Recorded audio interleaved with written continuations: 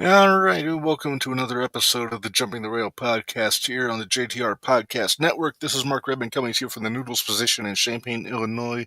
Joined as always by my buddy Minderz. And you see this? My cup of noodles. Guess who stuck her tail in it right about an hour ago?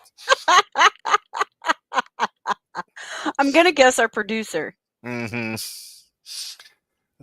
He knows just how to get under my skin, Minderz, but Well, I'm pretty good at it too. you are. Although I've been fairly good here lately. You've never stuck anything in my noodles, though. I would never stick anything in your noodles. And I thank you for that. So we got quite a bit to talk about today, Minderz. Reb, We had I got something I got to share with you first. okay. Then we'll get into it, I promise. Okay. But looky what we got this week. Very nice. Isn't that great? Oh, We're I'm so proud. officially an award-winning podcast. Yes. We finally got our certificate. We're happy campers. Well, that's awesome. Like I said, I am perfectly content to be number 3 behind Corny and Brian last. So. Oh, me too. AJ, quite literally a Yes. cup of noodles. Then she stuck her tail in it. I see what he did there. Yeah. Not for nothing, Brian last used the word nincompoop on the latest drive-through, which is... I didn't get a chance to listen to it yet. Sorry, spoiler alert. No, that's fine. I'm completely interested because I just finished watching Dynamite from last week, so I'm sure it's gonna.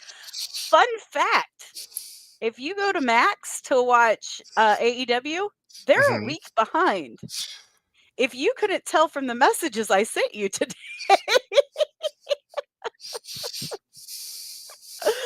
I'm like, I started watching it. I'm like, wait a minute, this isn't right. This happened last week. And then I made it through the MJF promo and I was done. Actually, I take that back. No, I made it through Christian Cage. So. Okay. I did not watch, but I heard all about what happened. Not sure that I agree with just debuting Megan Bain just in a gauntlet match. But... Oh, we'll discuss it later. Where were you going to start? I'm so sorry I cut you off earlier. Well, first, to shore bomb me. I'm kind of excited, Minderz, because we're going to check your brain, but I've been tweaking a little bit with the intro because, as you know, I'm trying to switch everything to where I don't have to worry about being sued for copyright infringement for some of the music choices I've been using. Yeah, I've been seeing the messages where we've hey, you're getting dinged. What the hell? Yeah, and some of those I don't know where it's getting dinged from because... Yeah, I don't either. But anyway, so I'm trying to be proactive here. So I've tweaked the open to our Name That Wrestler segment. Okay. All right, so here we go.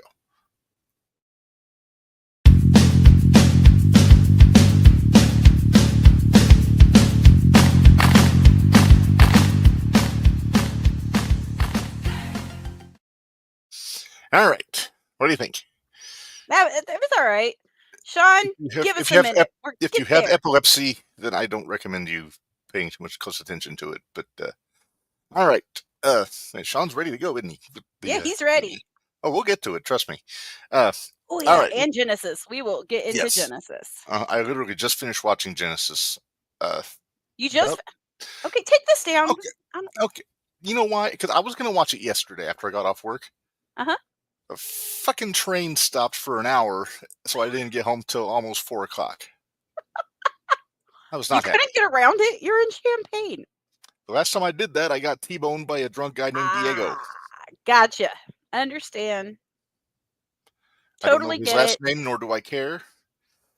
But apparently apparently he's facing justice now, so thumbs up. Fuck Diego. Anyway, that should be a T-shirt. Fuck yeah. Fuck Diego. Oh, fuck Diego. Okay. Yeah.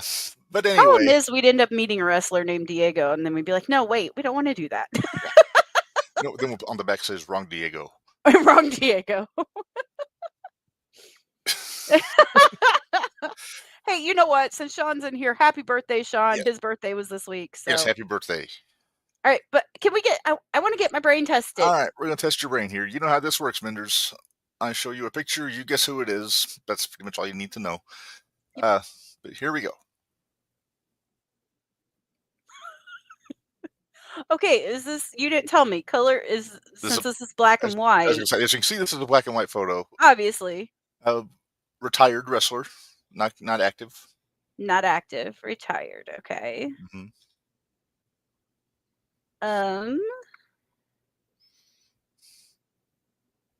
That smile. Don't look in the comments. Okay.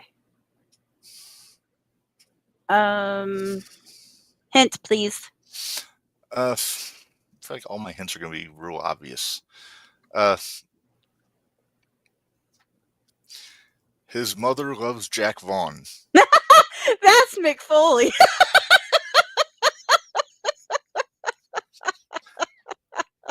I was going to say he still has the same smile, but with considerably fewer teeth. Right, exactly.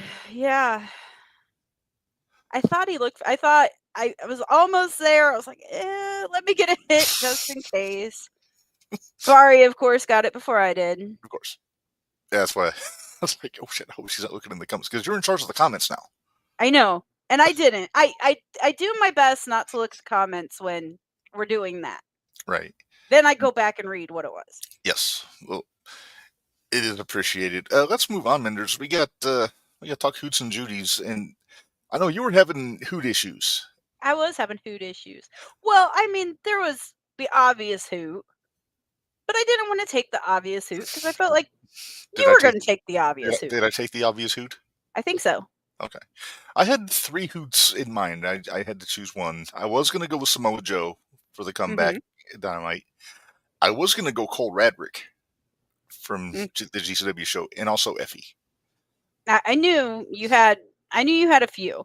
Yeah, but do you want me to go first, or do you want to go first? I'll go first. Alrighty. My good hoot of the week.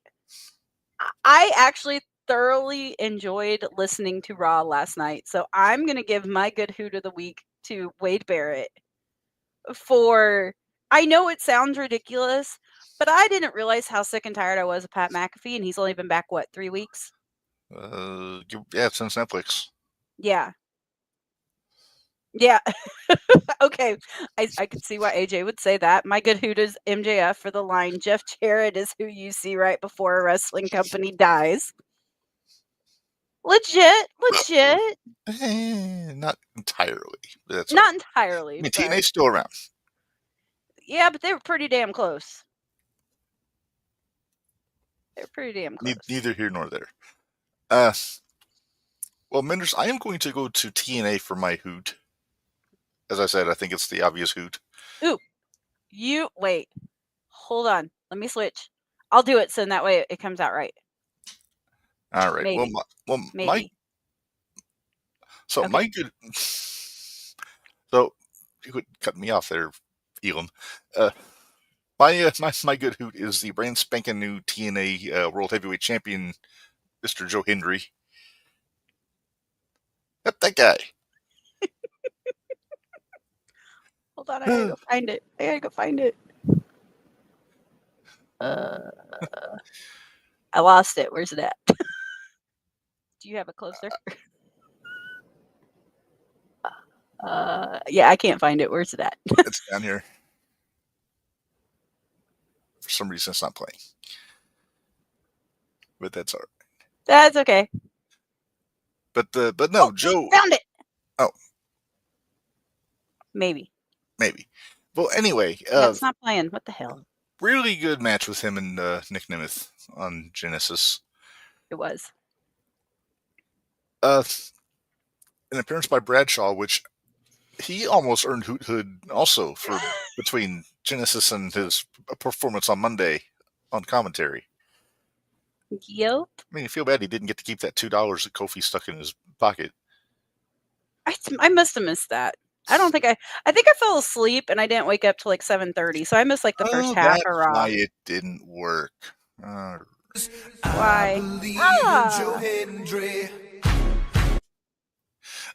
I had the volume down. Okay. Simple solutions to simple problems, Yeah, as they say. sometimes. But no, very well deserved. Some say overdue for Joe to be the world champion. And then the next day on Busted Open, he called out he wants a match with John Cena. Hey, let's go. And it's with this new partnership. It's not out of the realm of possibilities. So we'll have to see what happens there. But yeah, so Joe Hendry I thought was kind of a no brainer. I mean, that was my. When I messaged you this morning, I was like, "So you're going with Joe, right?" And you're like, "Yeah." I'm like, "Okay." I almost pulled a swerve on you because I Then could I have would have said been, that because no matter which Joe it was, I was gonna have a Joe, Hendry or Samoa. but I would have been really mad if you wouldn't have went with Joe Hendry and I missed out on it. Hmm. But There you go. we gotta give Joe love. That was a deceptively good match last night. It Nia and was. Bailey. I did see that. Uh, all right, well let's get to our Judy. Speaking of, since AJ already laid out his, uh, Minderz, would you like to begin? Yep. If I can, I went with the other. Yeah. Okay. I was like, wait a minute. Which one did I end up going with? You know what? I'm going to give it to Jordan Grace because, man, as much as we know she didn't want to do the job, she did the job. Hey, I'm gonna put that was the best match on that pay-per-view. The audience during that match. Oh, we'll get into that later. Yeah, But no, really Jordan good on performance that, there. she, I hate to see her leave that way, but Right, that's the tradition. You go out on your back, put I the, know put the talent over. So she did business the honorable way.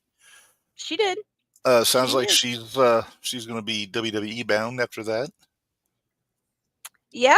It sounds like maybe your husband might be not too far behind her Well, here's the thing. Aren't they in Atlanta, Georgia tonight? on NXT. Uh-huh. I don't know. Pretty sure they are. Sean, Sean. this is your moment, man. Step up. Wait, he might not be in here. Oh, He might have left. He'll be back. well, Um, while we're because I think I was looking on Jordan's let's see if I saw that on hers or if it was it was something else. It must have been on something else. But yep, there he is.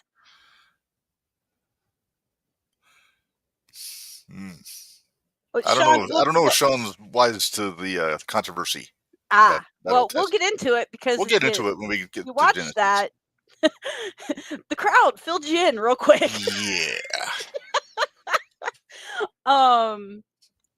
They didn't. But Tessa was getting the old Hogan treatment on Genesis to on say Sunday. the very least, Although the TNA fans were a little more blunt with their critique.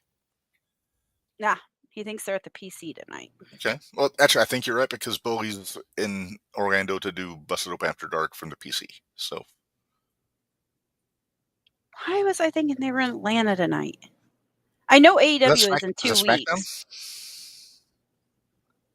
I don't know. I can't keep track. I can't either. Let's move on because my Judy is also coming from the TNA pay-per-view Minderz, and that's our Knockouts champion Masha Slamovich. Because she also showed up in NXT on Tuesday. She did in the stands. Mm-hmm. And it sounds like we're going to be getting Masha and Cora Jade going in the near future. That's what it sounds like. We'll talk about that Masha Slamovich match. Mm-hmm. Ugh. I know that's not really your cup of tea, Minderz. No, it was. Orange. That's a fun match. Nope. No, it was not. Raw is in Atlanta next week, according to Scott. So that's what it was. Oh. I knew one of them was, but see, that's the thing that gets me because I don't remember if it was on Jordan's Facebook or if it was on Gresham's Facebook that they said Atlanta bound. So that's the reason. Well, I think they live there. Okay. All right. Oh, we got two Sean's commenting on where Raw is. No, we don't.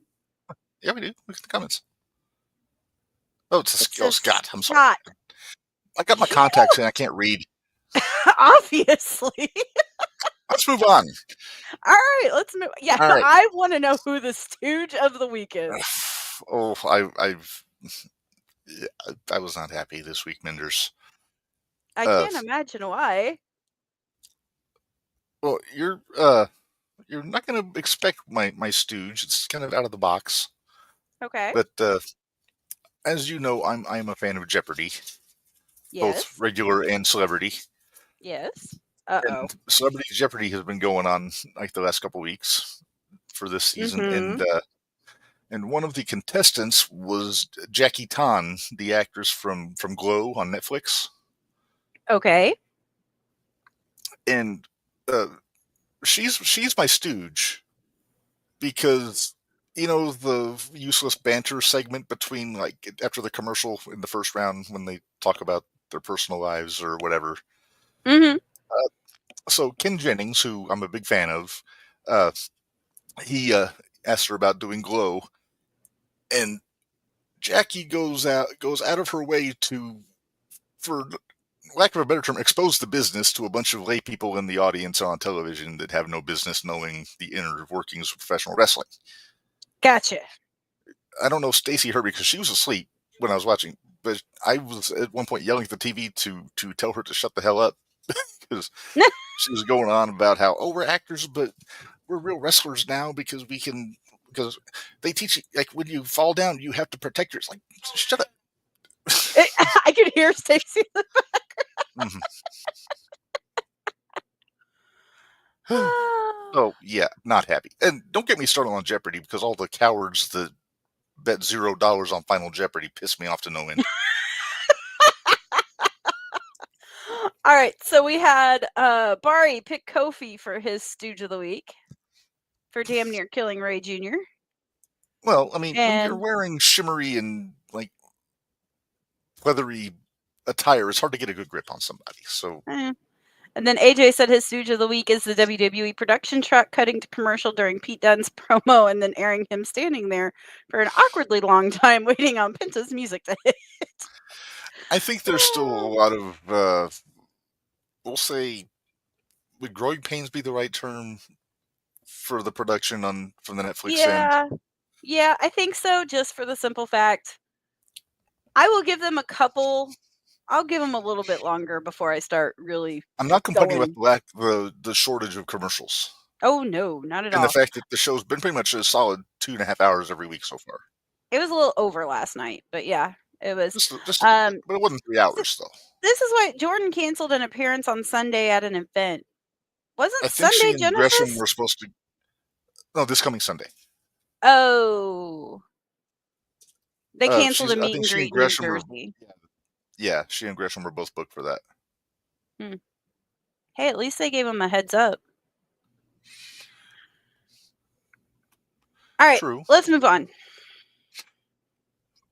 All right.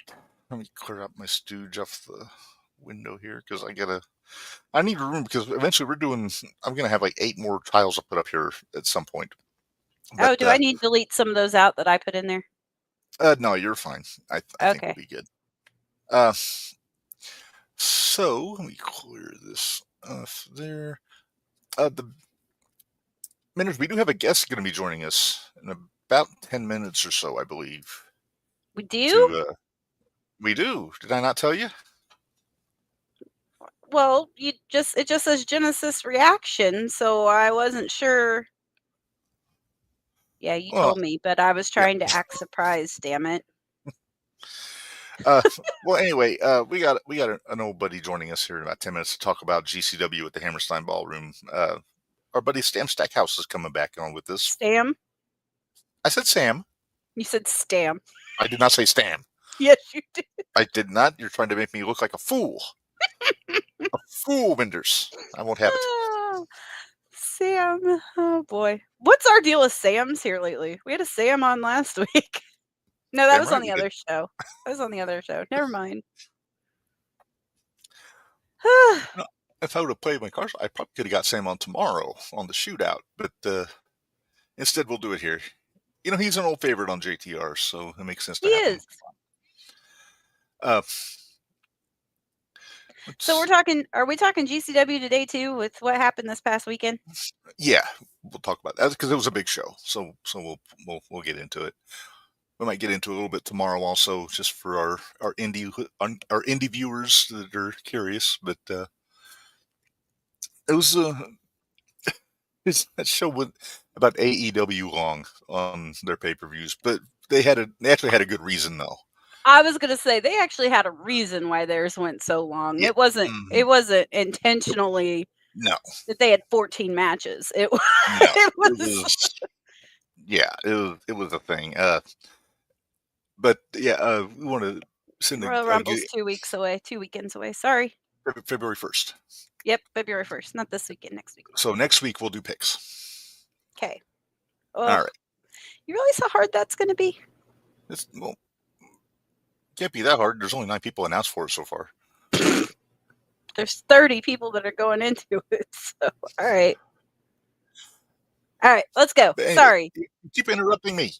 I'm sorry. No, you're fine. We want to send good wishes to Alley Catch first and foremost. You saw the pictures, Minderz. I saw as it happened. That was bad. Oh God. Broken leg in 2 places.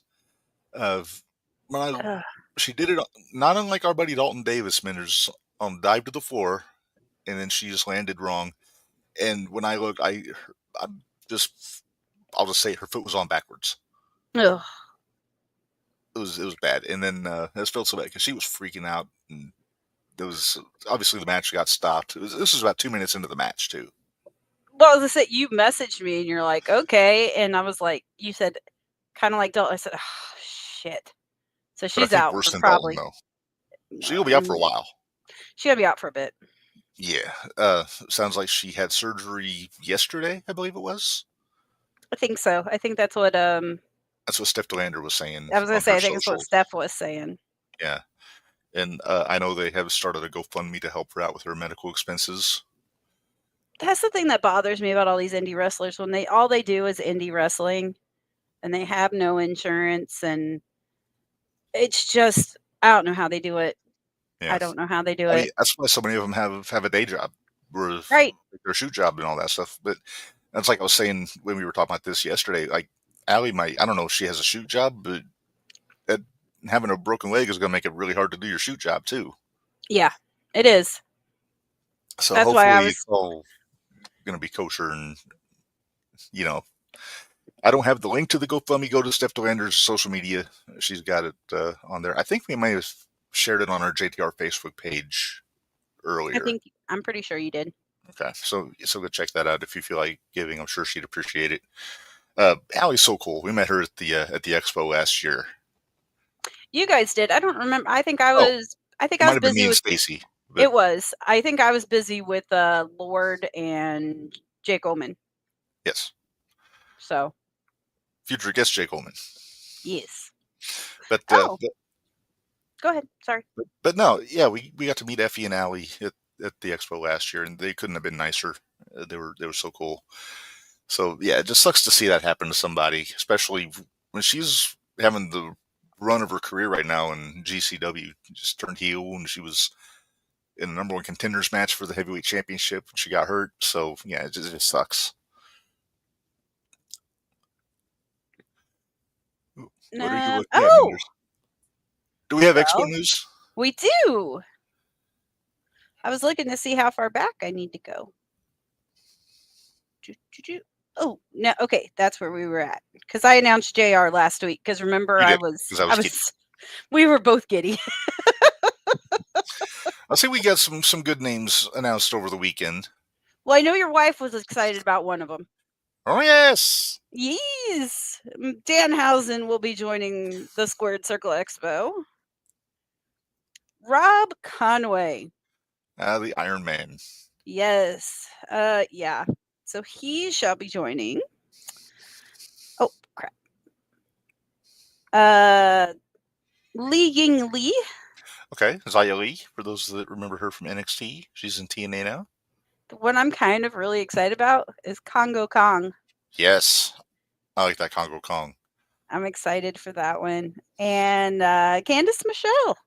Okay. Blast from the past there. Yep. And so far, that's everything we've had new. And it sounds like Saturday passes are going fast. They said even just for Saturday passes, they're almost at only 40% left. So if you want to go squared circle, now It's going to be one just day. remember that that's just Saturday. They did say there was plenty of Friday left. Okay. Friday is when JR is supposed to be there, and he will only be there Friday. Yes. So as soon as I get in there, I'm hopping in the JR line pretty much. Yeah. Because we got to get him a certificate too. We do. By my count, we have 8 certificates so far to take with us to the expo. All right, 8 of them. Yes. And we'll see how long of a line it is to get into all of those. Well, some of them are going to be there 2 days, so that'll. Yeah, that'll if help. it's a long line, I want quantity sometimes instead of quality. Because I do have belts I need signed also, so I know you do, but I don't. So remind me, we'll have to hit up Alex, see if she can kind of take one on a walk at some point. And that girl, I tell you what, she's a grinder. She hustles. She is. She hustles. We like her. But yeah, because they're in with our group this year. So yeah, all of us together. So hopefully. Now, the only thing I'm concerned about, they haven't mentioned anything about a Friday night show yet. No, I'm curious how that's going to be because last year was Black Label Pro. Yep. Sean, we know, and that will be discussed tomorrow. Yep. And also, we will be there. Yes. So hey, if you want to meet us, we'll be at the Hammer and Strength Fitness in Clinton, Illinois for Pro Wrestling Glory. Not that we're a big deal or anything. We're just a podcast. It's true.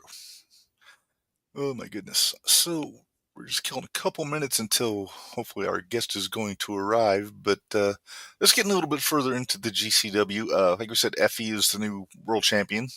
Yeah, I didn't get a chance to watch GCW. I got a chance to watch TNA, but I didn't get a chance to watch GCW. Do you subscribe to Triller TV Plus? I do not. It's like $4 a month. Do you know how many things I'm already subscribed to? Hey, I'm with you. Hey, my IWTV works, so. Yeah, mine doesn't, so poop on them. I got busy watching Anarchy last, Saturday night? Yeah. I was trying to catch up on my PWE from December, but IWTV was being a bitch, so I couldn't do it. Oh, yeah, you didn't. I forgot. You didn't see. Oh, yeah, you missed good ones. I got yelled at a lot at that one. Trust? No, Trust wasn't. No, the day I got yelled at was, it was Saturday. He wasn't there Saturday. It was Los Bastardos or whatever. And they yelled at me because I tried to help them out by telling them their flag was upside down. Well, maybe they were in distress. And no, they were coming out. It wasn't. It was, and I was like, dude, your flag's upside down. He's like, I didn't ask you. Dude, I'm just trying to help you. Did they tell you to know your place? Pretty much. I miss the bruisers. I'm sure you do. Oh my goodness. And then tomorrow we'll be covering 0-1 because I went 0-1 last weekend.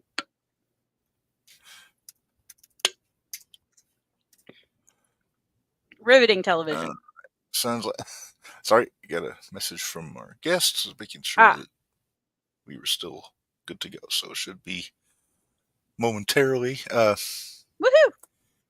Anyway, Hammerstein or GCW.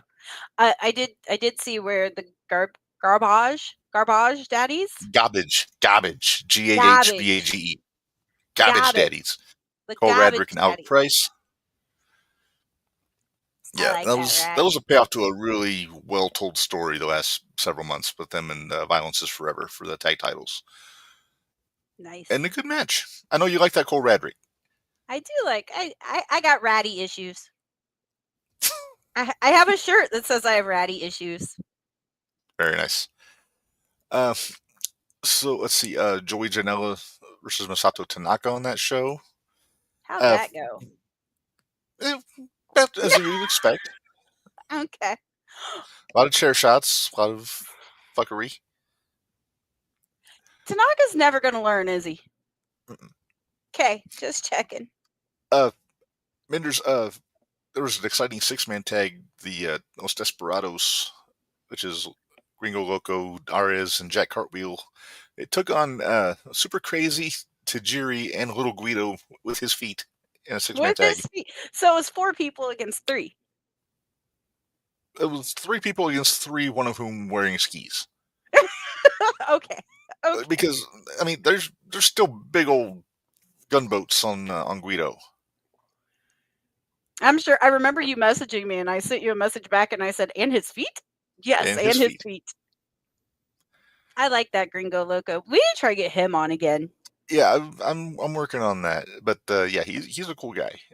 Yes, He was no, you know him more from Dreamwave than from I do. GCW. I do. I more from when he was fighting. Saw him in a 4-man match against Vikingo. I think it was Beast Mortez. I think the one Frank that we're Frank the lawyer, sure. Beast Mortos. Yeah. Yeah, you listen to Corny. He's apparently his name's Frank, and he's a lawyer. Oh, okay. I wondered who he was talking about when he said that. Mm-hmm. Vikingo was on the Hammerstein show. Wrestled Sidney Akeem. I think I saw part of that. Yeah, the former Reginald from Yep. SmackDown. Yep. Fun match. If you're expecting flippy shit, that's what you're getting. Well, So. yeah, I mean, anything you watch with Vikingo, you get flippy shit. True. What am I missing here? Because obviously Effie won against Allie to begin with. So yeah, it was referee stoppage, but yeah, it was, and the whole reason that it went AEW length is because they had to wait for a second ambulance. yeah, the New York Athletic Commission was flexing their muscles on Sunday because apparently there's well, as they should. I mean, they're looking out for the safety of the competitors, which is what you want to hear. Mm-hmm. But yeah, it was basically Allie got taken off in an ambulance, and the show could not continue until another ambulance showed up. So there was a delay.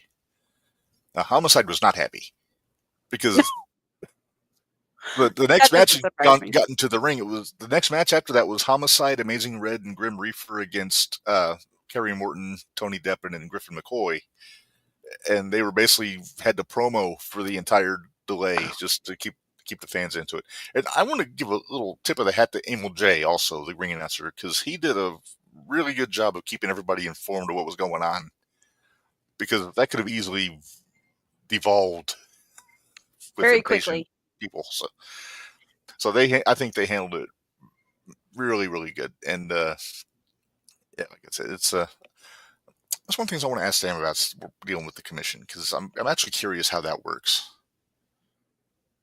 Sounds like good questions to me. Yeah. Oh, Bari wants to know.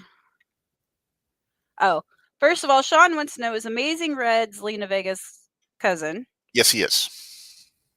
And then Bari wants to know, are we going to talk about this PCO business? Oh, PCO. On the pre-show, there was a like a kickoff rumble, I think they called it. A bunch of people in there. Sam was in the match. That's why he was in Hammerstein.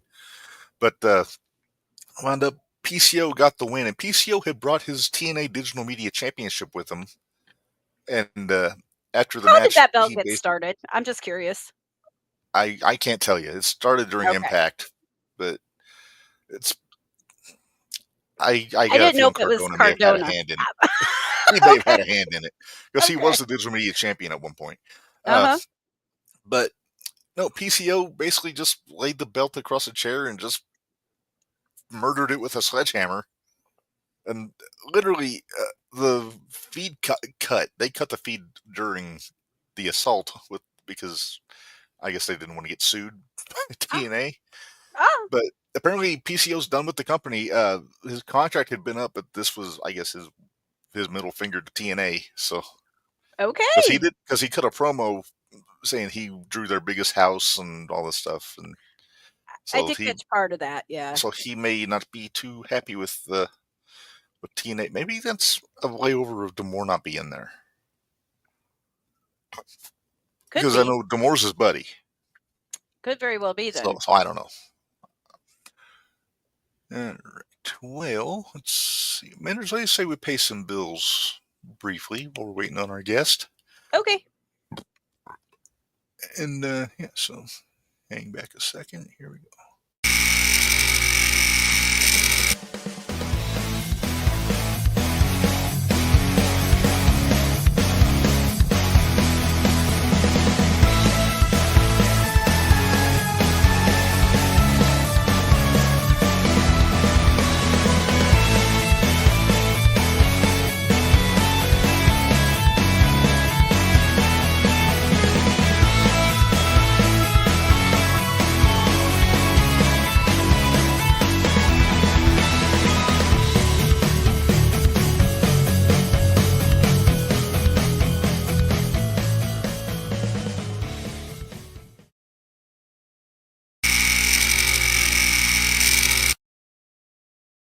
All right, and we are back.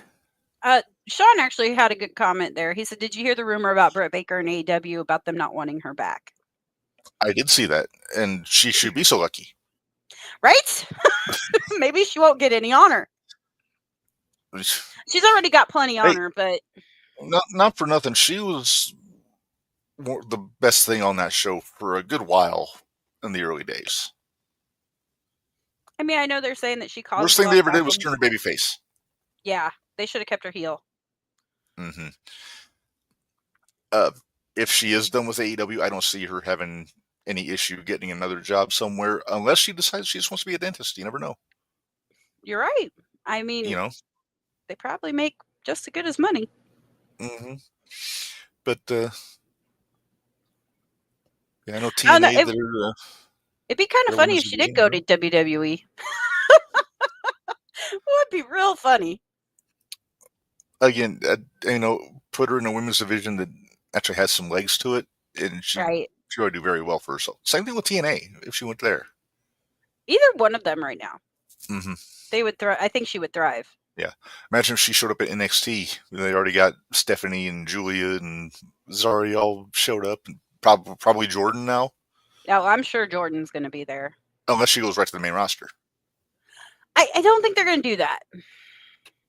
Although I still am interested to see who number 23 is going to be that they keep teasing on TNA. But I don't know. All right. We shall see how that works out. Yes. But yeah, like you said, I don't think if Britt doesn't go back, I don't think it's going to be that big of a deal. Their women roster kind of bleh. They don't know what they got. No, they don't. I mean, they don't know how to book. They don't know how to book what they've got. Is what the problem is. I'm worried that Tony's going to ruin Megan Bain now that. I'm sure. There. I'm sure they're going to ruin Megan Bain. But yeah, I mean, you can't say too much. No. Is our Sam Stackhouse here? Sam Stackhouse is here. Sam, how are you, sir? What's up? My bad. I was in the wrong place, I guess. Oh, it's all. I probably sent you the wrong link. Yeah, I was sitting in the. No. Let me change this so I can hear. There we go. That's better. So you were a busy guy this weekend. Oh yeah. It was a long trip. Yeah. Go ahead, Reb. Was it Minderz? You got questions? No, we've already asked him those questions. He's already been asked how he got in the business and who was his people that he looked forward to. I already asked these. I think this is more. We were wanting to get like an on-site report from Hammerstein. You were there. You were in the Rumble on the kickoff. I guess first question: did you see PCO murder his championship belt in the ring? I didn't. I was going to the back, and I heard people talking about it. When I got to the back, I didn't know what was going on until I looked later. I was like, "Holy smokes!" Yeah, that happened right after I got eliminated because I was in the last four. But yeah, that was crazy. And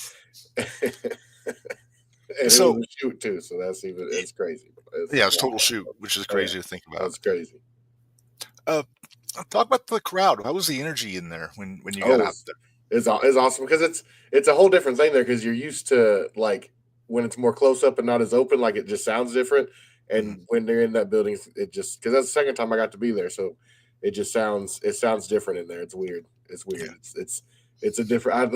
I haven't got to wrestle in big buildings like that very much, so the sound is definitely trippy when you first get out there because it's like loud when you're on there, but then like it sounds like it's coming back. Like you hear everything twice. It's weird. Yeah. But yeah, no, it was a good vibe. The vibes were cool. Everybody seemed like they were having a good time, and like for them to break, the weather was awful. So for it to still be packed like that, that means people really wanted to be there. Yeah. Was there a big difference this time than when you were there in 22? Just the weather. The weather was not as bad this last time. Last time it was cold, but it wasn't snowing and everything. Right. This time it was pretty brutal. But I mean, it was packed last time, and everybody was excited last time too. Yeah, it was a cool thing. It was cool to be a part of. Yeah. Go ahead, Reb. I'm letting you lead this one. I didn't get a chance to watch it, and I told you, and I feel bad because now I wish I would have, but I didn't get a chance to watch it. I had too many other things going on. Well, your buddy Fuego was in the pre-show. He was in that 6-man scramble match. Trying to see. Oh, yeah, scramble was crazy. He hit that. That's the first time he hit a 630 in that match. That's the first time he's ever done it in the show. So I remember him saying that on commentary. He went over to London last year and was over there with Joe Lonzo or that all the flippy dudes, and they were over there and he was working on it then, but this was the first time he actually busted out in front of a live crowd, so it was pretty cool. And he shined in that match. That moonsault DDT hit on Blake was nasty. Oh, that's so nice. It was good. That when they did that like the Tower of Doom spot with the double suplex and the power bomb, and then Minderz dropped down and Fuego hit the coast to coast. That was cool. Yeah, it was good. It was a really good match. Then that Canadian Destroyer off the dude's shoulders, that was wild. Oh my god. Yeah, it was a crazy match. It was crazy. I'm gonna have to invest in this. I want to see this now. The only thing that I saw was that was on YouTube. It was the pre-show was on. You can watch on YouTube for free. Okay. Yes.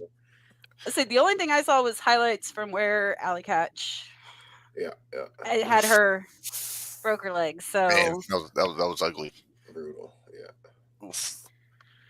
But yeah, well, and the garbage daddies. I'm a big fan of Ratty. So that's what I play Rocket League with him all the time. That doesn't surprise me none. I think that game would be his jam. Yeah. Now, Reb, you were going to ask about the commission. Okay, I'm curious about this because obviously New York, they have the State Athletic Commission, and they kind of had their hands full with Allie when she got hurt.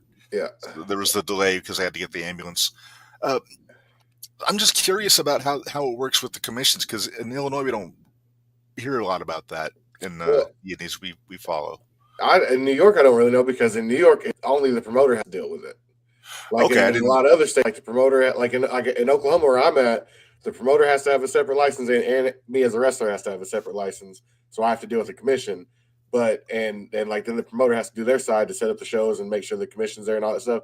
But in New York, it's just the promoter has to deal with it. We don't like I as a wrestler don't have to get a wrestling license in New York.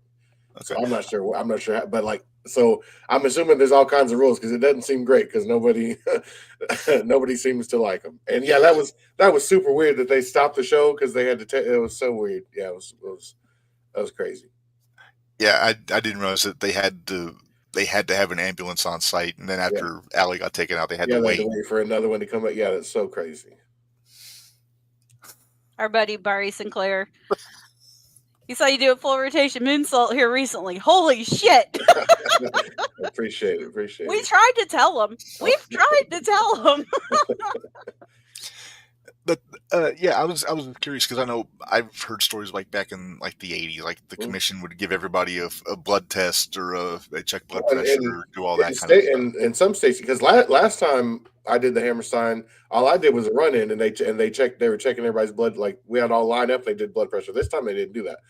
But and then like in some like in Oklahoma, I have to get a physical and blood work done every year, and then pay my little $35 and I get my wrestling license. And then in most states that's all it is. Like I've got to get like right now I think I've got my Oklahoma, Missouri, Alabama, and Kentucky. I got all those licenses right now. I got to get my Louisiana this week because I got to get blood work tomorrow. I need to set a reminder because if I don't, I won't be wrestling on because I got supposed to wrestle in Houston on Thursday and then Alabama Friday and then Louisiana on Saturday. And that'll be my first time wrestling in Louisiana, so I'm pretty excited for that. But assuming the weather cooperates, correct? Yeah, I know. I just saw that there's like snowing at the beaches and stuff down there right now. It's crazy as hell. Snowing in Florida. Oh, we drove through we got hit with the weather while we were there, and then on the way back it started.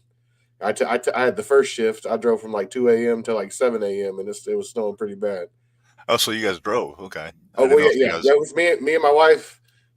We left our house on like Thursday, and then it was just me and her. We drove there, and then I stayed at some friend's house in Philly, and then we took the train over to New York, and then Fuego was wrestling. He had 2 shows. He wrestled like Mississippi on Friday and Texas on Sunday or Saturday, I think, and then he flew to New York on Sunday morning, and then he rode back with us. So. Gotcha. Jeez. Yes, I drove the whole. It was night. We had to go drop my daughter off, so that added like 3 hours each way to the trip. So I had an extra 6 hours of driving. So it was like it was a 20-something hour trip on the way there, and I drove that all by myself to get down there. And then when we and Fuego are together, we knock it out because it was a 20-hour total trip. It took us 21 and a half to get home. So nice. The car didn't stop much because we do it. We just if it's a 20-hour drive, I drive 5, he drives 5, I drive 5, he drives 5, and then we're home. So yeah, it works out. Reb, he mentioned he has his Missouri license. I think we need to call one Lenny Mephisto. I think you're right. We've got a promoter up here that we've been following here pretty close for our independence and Pro Wrestling Epic in the St. Louis area. Epic out of the St. Louis area, but put him in there with Camaro. I was thinking Baracus or Munch. KLD perhaps. There's KLD? Options. There are options. They got big boys. I'm looking on a graphic now to post my open dates. So there you go. There you go. We'll make sure we're going to forward that over to Mephisto. Yeah, I do Jason Jones, the mid states. I do those in Missouri and Springfield a lot. We like I said, we've been following PWE. We started another podcast that's just independents now. Just the independents around here, and that's it. And I think we're up to how many, Reb? Like 8 or 9 that we're trying to follow. Yeah.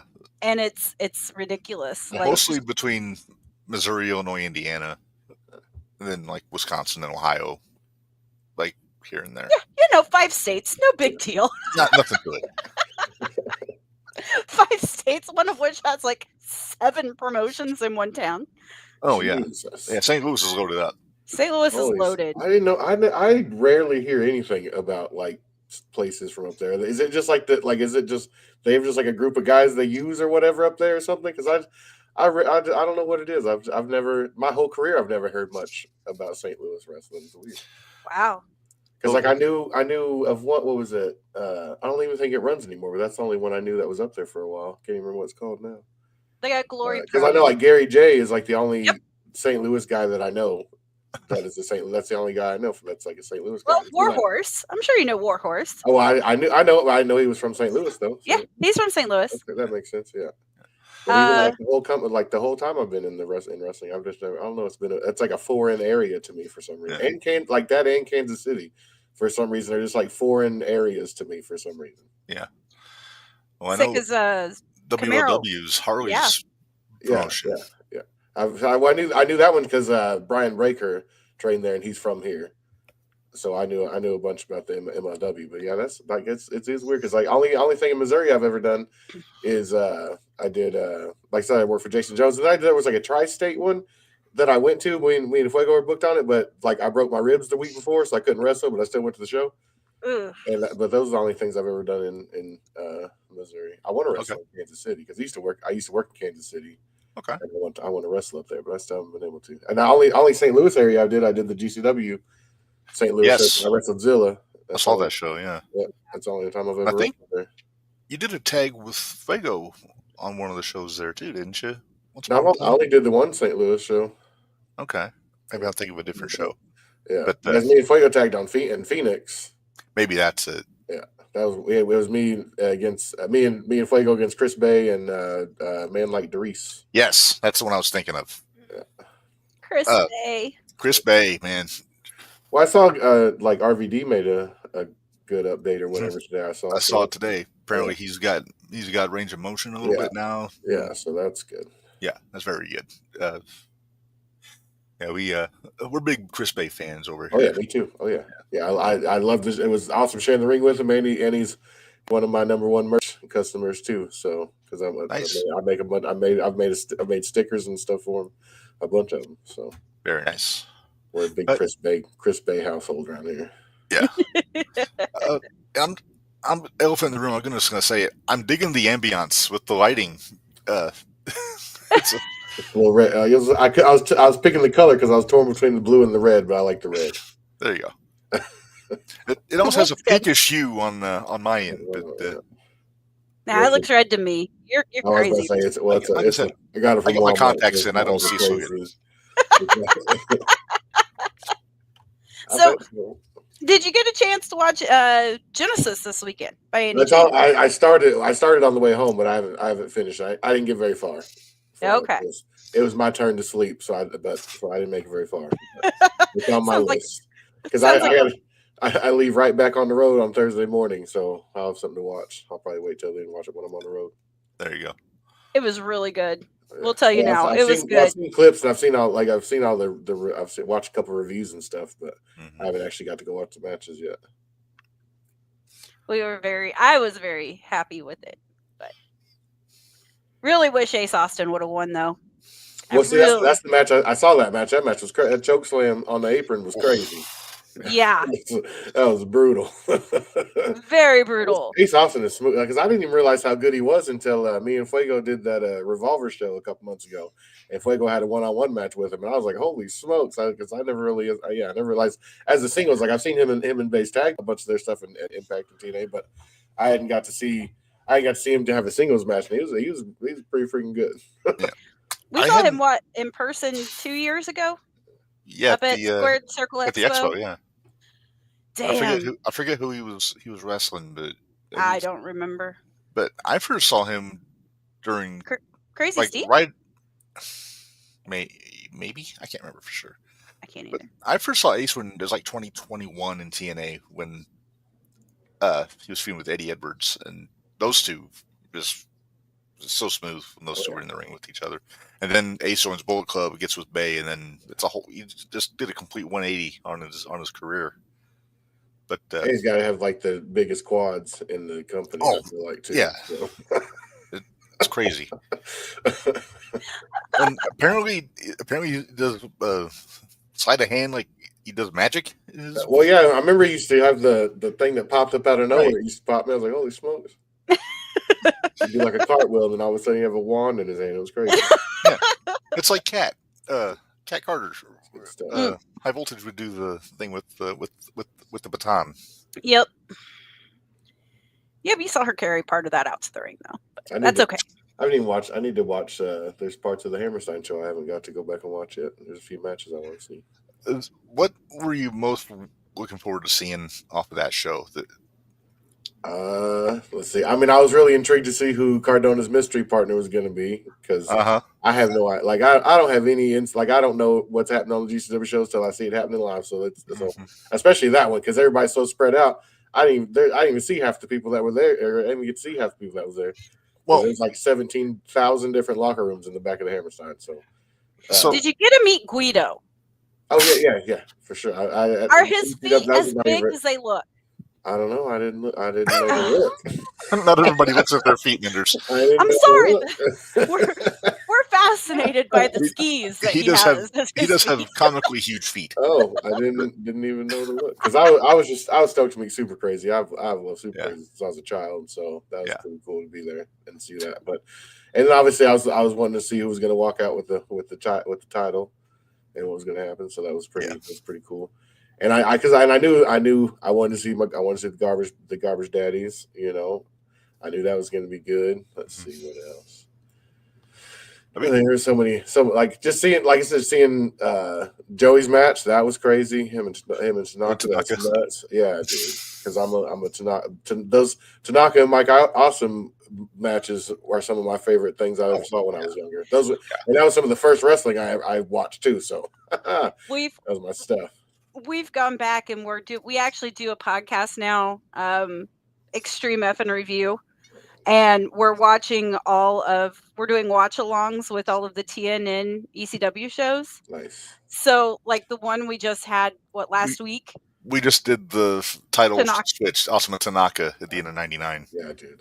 And we're like, I just want to know how much CTE they have because those chair shots are ridiculous. Like, those, and then how many times like parts of those tables were just like inches away from impelling them on those Awesome bombs. Yeah. Jesus Christ. Yeah, it couldn't be me. My body couldn't handle that. Because I'm good for one of those, and that's the last bump I'm ever taking. Because I think our next pay-per-view is what, Reb? Guilty as Charged. Yeah, Guilty as Charged, 2000. So we're getting there. We're super. I'm excited to get to that one. We just watched Awesome take Spike's girlfriend's head off on the last episode. Hey, I'm gonna go back and watch some of that. I'm gonna knock on some matches. It's on Peacock. Well, Minderz loves Joel Gertner. Oh heck I do yeah! not. I hate Joel Gertner. Actually, it's so weird because we just had an episode not too long ago where he was so worried about the brass like getting on him or whatever, so like he quit being Joel Gertner. And I was like, this is not right. I can't watch Joel Gertner like this because this is not Joel Gertner. It's like, I can't do it. Can't do it. Ooh. All right. So you mentioned Cardona. Did you see the Cardona and Microman? I did. Oh, I mean, I was already. Full transparency. We go into the train early, so I didn't get to see the end of the show live. But I was watching it. And it was awesome. It was as soon as he was on the microphone, he said he wanted the biggest person or whatever. I knew what was happening. But I didn't see the Jimmy stuff coming. It made. I mean, I felt real dumb because it made a whole lot of sense when it happened, but I didn't see it coming. Yeah. Now you've been in the ring with Microman before. And I haven't got to you. I think he might have been in like it was one of the rumbles. It wasn't like I think a one-on-one. He was in the cluster thing when I was in there for a minute, but I haven't got to do anything with him yet. I really want to. I'm trying to have one-on-one with Microman. That'd be sick. Yeah. Rob, we got a question. Oh, well, Barry's asking, what's in store for 2025 for you? I mean, more GCW. I just got with the NWA, so let's see where that goes. Oh, really? Yeah. Oh, yeah. Okay. I've been on the last few. I did it. My first thing was in Tampa, which was also my Florida debut, which was pretty cool. And then I was on the Gotham show, and then they were just in. Within 7 days, I wrestled for the NWA and wrestled the Hammerstein. So it was pretty crazy week. Because last week they were down here, they were in Texas. So okay. And now I'll be back in March in Dothan, Alabama again. So it'll be cool. Okay. But yeah, that, and then I got some more with GCW. I got obviously I'll be at the Collective, and then I'll be at the San Diego, LA, and Phoenix shows coming up for sure.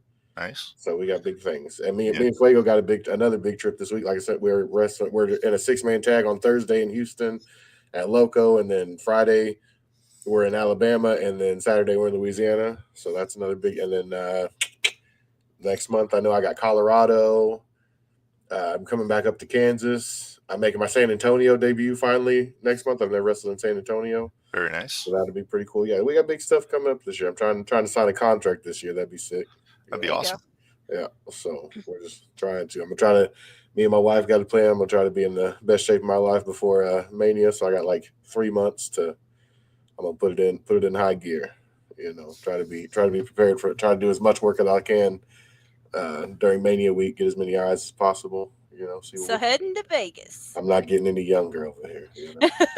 Heading to Vegas then in it's April. gonna be cool. It's gonna be fun. I can't like Mania week, because this will be my third Mania week thing going out there, and they've all been fun because the first one was Texas, and then me and Fuego went to Philly last year, and then but I can't Mania week in Vegas is gonna be a whole nother. That's gonna be a whole nother beast. I don't know if I'm be more beat from wrestling or hanging out. But we'll right. See. Right. I know. I'd seen pictures before, from Brett, where some of you guys got to actually go to Mania. Yeah, I think he gets a suite every year usually. I think they usually always have a GCW suite. I still haven't got to go, but maybe this year. Maybe this year will be my year. I've never been to. I've been to Rumble, and then I went to SummerSlam this past year. Those are only two places I've ever been to. Royal Rumble's in our neck of the woods. Yeah, it was in San Antonio 2 years ago when the first one Cody won. Yes. Yeah. Yeah.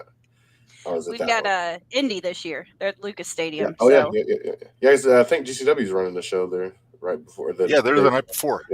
Yeah. I was supposed to do I didn't get on that one because I was supposed to do the NWA tapings, but my tag partner can't be there, so now I don't have to do them. So I could have it open, but then I'm going to wrestle for my buddy in Arkansas. Yeah. Who are you tagging with in NWA? Eric Smalls. Okay. We're called Size Matters. Nice. Pretty good. Very nice. Because he's like 4.5 feet tall, and I'm like 6'4" and 500 pounds. So it's pretty cool when we cut. It's pretty cool. And it was Billy Corgan's personal idea, so it's pretty cool. Very nice. Oh yeah. Yeah, I've had a lot of fun a few times. Got to go to the interview. It's nice. The locker room's super cool. I can definitely get used to the catering stuff. It's pretty cool. It's pretty nice. They take care of everything. The hotel rooms are nice. It's cool. Nice. They've taken good care. Plus, it's the NWA. That is wrestling. Yes. Yeah, it's insane that I'm there now. It's wild. Yeah, we've had Joe Galley on a couple of times, and he's such a cool guy. Oh yeah, and seems to really enjoy the product too. Like when you ask him, he's a big deal over there. I mean, he helps out with everything. He puts in a lot of work. Yeah, I didn't realize he was in the office over there. I thought, he was talented. He's I don't know if it's CEO, head of. Yeah, it's like Billy and then Kyle and then Joe and then Pat. Those are the top guys right there. Yeah. Well, that's awesome. I gotta try to track down some of this because I know it's on YouTube. Yeah, but I don't have streams on X is where it's at now all the time but I think there could be a big announcement coming up soon, so we'll see. All right. Well, I'm definitely curious about that. Well, Sam, I'm glad you guys had a good turnout Sunday. The show was awesome. I enjoyed it top to bottom. And thanks for coming on with us and kind of giving us the layout, filling us in on it. Thanks for having me. We're going to get you back on here. I promise. We'll have you back on. I really want to get him back after WrestleMania weekend. I want to know how Vegas goes. I'll have stories. I'm sure. Whatever I'll be able to remember. Anyways, I don't know. There you go. It's going to be a crazy weekend. That's another. I just need to be in shape by then, just so I'll be able to survive the weekend or the whole week. Well, Mania weekend is crazy enough, but Vegas on top of it. Wrestling starting on Wednesday is my first show, so it's going to be Wednesday. Just I'm going to try to knock out as many as I can. So it's going to be. How many do you have scheduled already? You don't have to tell us.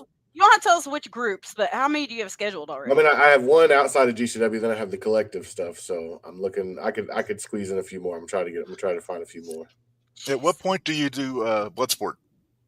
Whenever. I'm cool with that. That'd be cool. I'm down. I'm trying to try new things. I don't mind. I don't mind getting hit. You know. I might have to take him out fast because I don't know. You know, I'm good. I'm more of a sprinter. I'm not a marathon. You know, that seems like a marathon. By the hours, they say. Yeah, I'm gonna have to get it over with quicker. I'm being there huffing and puffing, and they're just gonna wait for me to tucker myself out. I was saying, I'm like, this is Baron Corbin's gimmick, or when he was with the lone wolf. That was crazy too, because I was expecting him to just come in there and wreck old homie, but that's also not really my style. So I mean, I guess Josh Barton. I know obviously he's been a champion and stuff, but Right. like I figured Baron Corbin. I know he was like a Golden Gloves boxer and stuff too. But that was a good one too. That was cool. Yeah. They're both big dudes. I They didn't are. realize how big both of them are. Like Yeah. Baron Corbin is deceivingly big. Well, yeah, but I mean, like even tall wise, like Baron Corbin is deceivingly tall. Like he's not looked that tall on like as tall as he is on TV. And I saw him on Sunday. I was like, Jesus Christ! I saw him wrestle live, and we were on the aisle when I went, and holy crap! I was like, yes, sir. Yeah, that's a big dude. But I'm short, so I do that to everybody. But This is true. All right. I appreciate you guys having me. Yes, sir. Thank you for being get some back rest. on. Oh yeah. Yeah, get some sleep. Yeah. I'm only home till tomorrow night, and then I got to get right back at it. So there you go. I appreciate you guys. Right. Thank you. Thanks, Sam. Yep. Sorry, I couldn't help you more. I feel bad. Oh no, I feel terrible. It's fine. No, it's all good. It's it's always good to talk to Sam though. He's so cool. It is. I like Sam a lot. Sam's a good egg, as they say. Maybe that was what I was thinking. NXT's in Atlanta next week.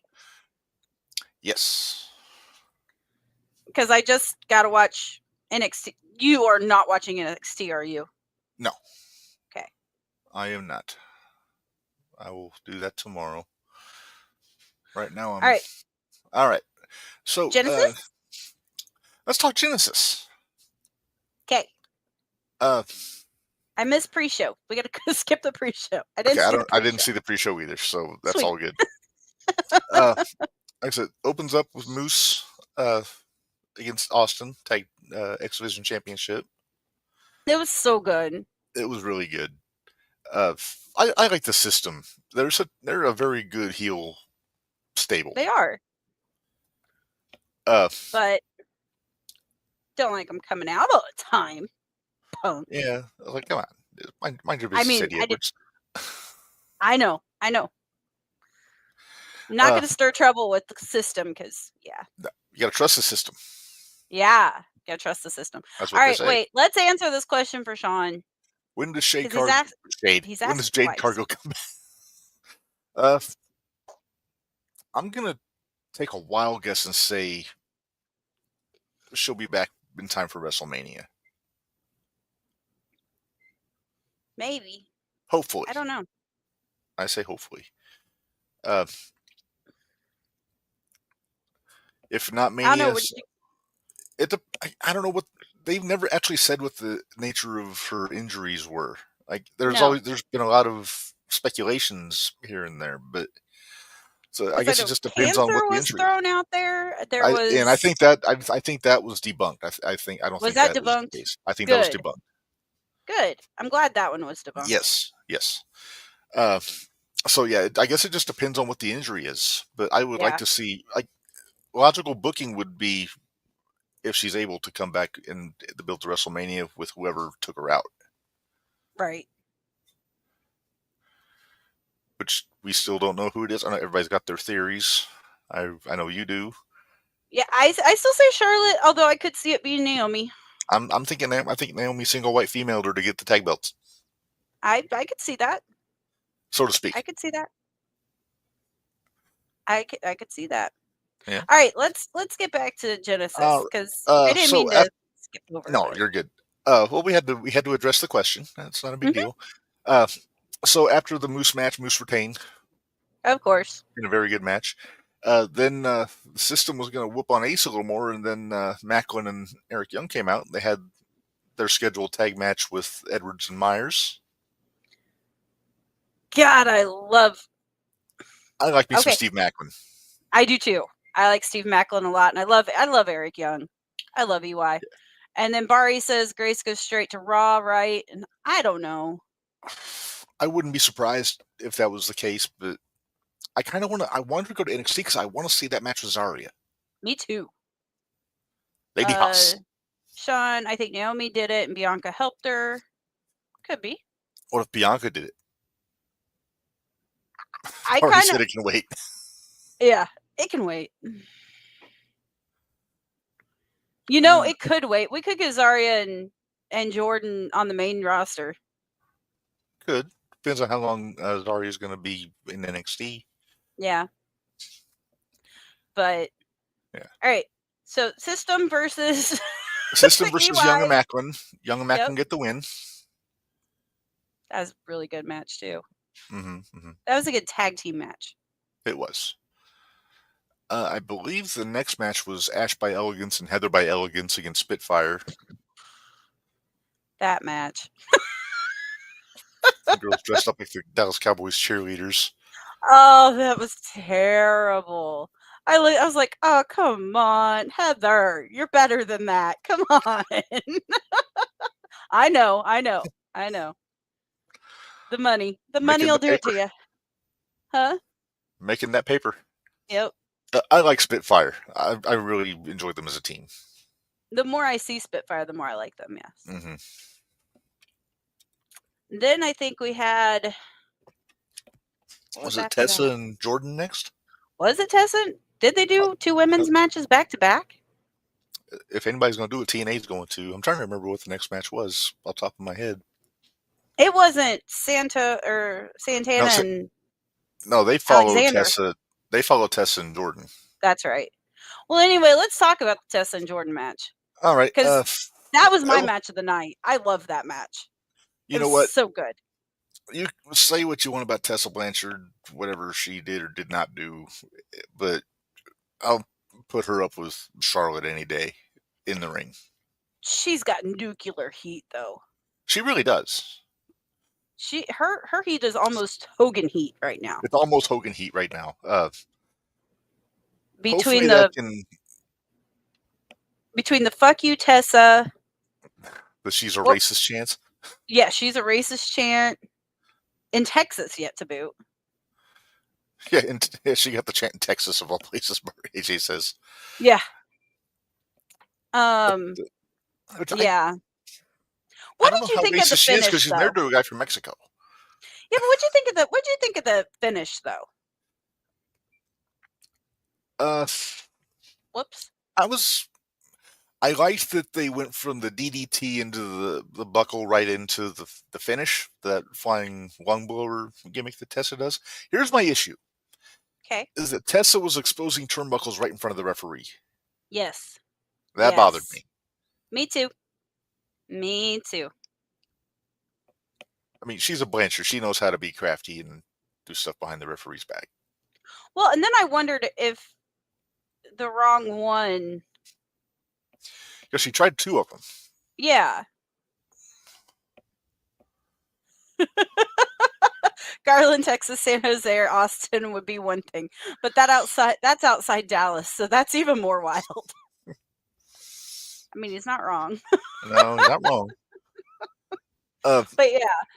Now, I'll be honest. I actually had Corny on while I was watching this, so I wasn't listening to the crowd noise, so I was able to kind of focus on the actual in ring. No, the wrestling was fine. It was great. It was the crowd, though. It was the atmosphere. Oh my gosh. They did not like Tessa. They didn't want nothing to do with Tessa. And yeah, I think that's the first time I'd ever heard she's a racist chant. That's the first time I've ever heard that. Yeah, even Hogan didn't get that. Yeah. But now, granted, it was in the middle, like later on during the match, because it was a lot of the F.U. Tessa and all that stuff. So, but then of course Jordan lost, but Tessa won. Well, like I said, she's on her way out of the company, so she did the honors on her way out. She did. And everybody was pretty well, okay, bye, have fun, see you later. Right, well, literally see you later, because they got to deal with WWE now, so yeah, they can run a lot of this stuff back if they want to. They really can. I am glad that this match happened, because this was a match that I wanted back when Tessa was there the first time. Tessa and Jordan. As long as they're both willing to work with each other. Like I said, Yeah, I'm and glad they were. Jordan. It looks like they did. I'm glad Jordan put aside what she thought. Hey, Jordan's a pro. She is a pro. I mean, come on, she fought Lander. You got to be a pro. We'll talk about Lander tomorrow. I still can't think about that. Nah. Okay. Anyway, next was Santana and Alexander in an I Quit match. I really like this match. It was so good. The So- zip ties. The zip ties. The zip ties, yeah. So, my takeaway at the end of this one, apparently Alexander's done too. Yep, his contract's up. I know his wife just finished up, so Yeah, they said, I think they're going to state something about that this Thursday, because they're live on Access this Thursday, yeah, they're doing a live show this week. which is pretty awesome. Yeah, except I don't have Access TV. But I don't know if I do or not. I'm going to have to go look. you may, if you got Sling, I think. I have think it's on Sling, there. so I may. But we'll see. We're all coming to the bitch barn to watch him back. All right. No, we're not sitting in the bitch barn. Not if it's negative 24 outside like it was today. Screw that. Oh, We my didn't goodness. watch it in the living room. I was bundled up like the kid on the Christmas Story this morning. I have 4 layers on right now. What are you talking about? And one of them has sheepskin. Has So you're sheep's toasty. wool. I'm trying to be toasty. That sounds like the kind of garment that if you had that sitting inside out on your couch, your dog would like curl up in it. She's so mad. She was in it yesterday, and she was so mad when I took it away. And I thanked her for keeping it warm. She was so mad at me. But anyway, let's move on. Oh yeah, I'm sure that'll go over like a lead balloon. Yeah. I believe, was it? No, Santana though. Well, Santana kept telling the ref to get out of his face, which was great. And man, I thought he was really going to do that curb stomp at the end. I really did. I was hoping he wasn't. But man, with those stairs being in there, oh, I was nervous. Yeah. Good match. I'm usually not a big fan of I Quit matches, but that one was all right. That was pretty. I liked that one, especially all the where Alexander was trying to do all the like mat work at the beginning. Yeah, that was pretty cool. But that's me though. I like grappling wrestling. So yes, you're a catch as catch can gal. Yeah, something like that. Yeah. So was House of Fun match after Santana and Alexander? Yeah, Jordan and Rosemary. Yeah. So what did you think of Try this? that again. That was Masha and. What did I say? You said Jordan. Sorry. Again, brain is pudding. The cold weather does nothing for my brain. Well, I thought it was interesting. Cora Jade came out. Yeah. But yeah, during that match, I was just like, just stop. I did our. Well, at first I thought, because I thought they were going to, because they had those 2 matches back to back. Mm-hmm. And when Santana brought out what I thought at first was a bag, and it turned out it was I forget what they call it, with the 2 cue balls in it. That he beat that he beat the shit out of Alexander with. I think those were baseballs, not cue balls. Oh, I thought they told us that cue balls. Okay. Anyway. Well, regardless. Ortiz used baseballs. I don't know what Santana does. Maybe Santana's just meaner. He put I mean, cue balls would be a lot meaner, but yeah, once the thumbtacks came out, I was done. I couldn't get through that one anymore. And I think what it is that I know Masha is so much better than that. Like, that's my opinion. And I think Rosemary is too. I think they're both better than that match. Well, and you know whose fault that match is. It's Raven's fault. I know. But Raven's your guy. Raven doing it is totally different than Masha and Rosemary doing it. I'm just saying. But you know how I feel about that. I could be a total dick and say, "Oh, so you think women can't do what men can do?" But I'm not going to do that. It's not so much that, but it's just more believable. Too much hat on a hat, basically. Right. Too much hat on a hat. Because then you got to think, okay, so what's everybody else going to do to top that? Sorry, I will listen to too much corny.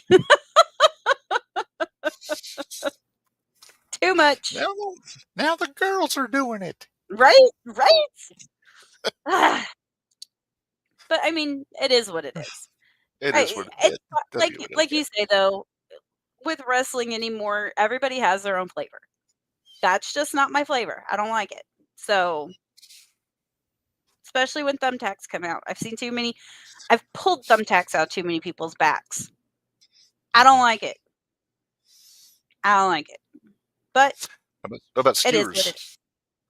Oh. That's even worse. I'm going to say one thing real quick about the Hammerstein show, because the New York Commission is real strict about blood. Mm-hmm. They were able to do a lot of the stuff, and nobody bled in that whole show. See? And they had a cage match with no blood. They had, but okay, now you're pushing it.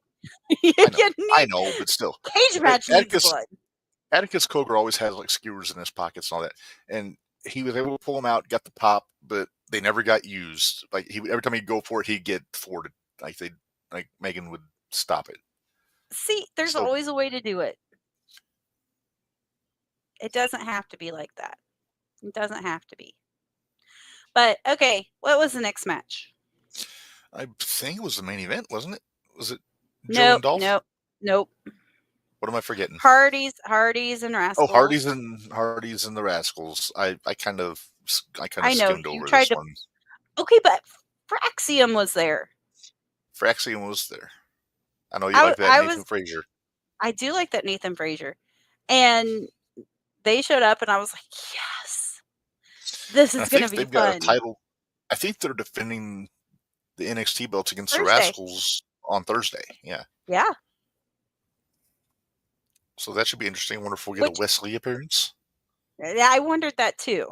But they already did that once. Will they go back and do it again? We already had.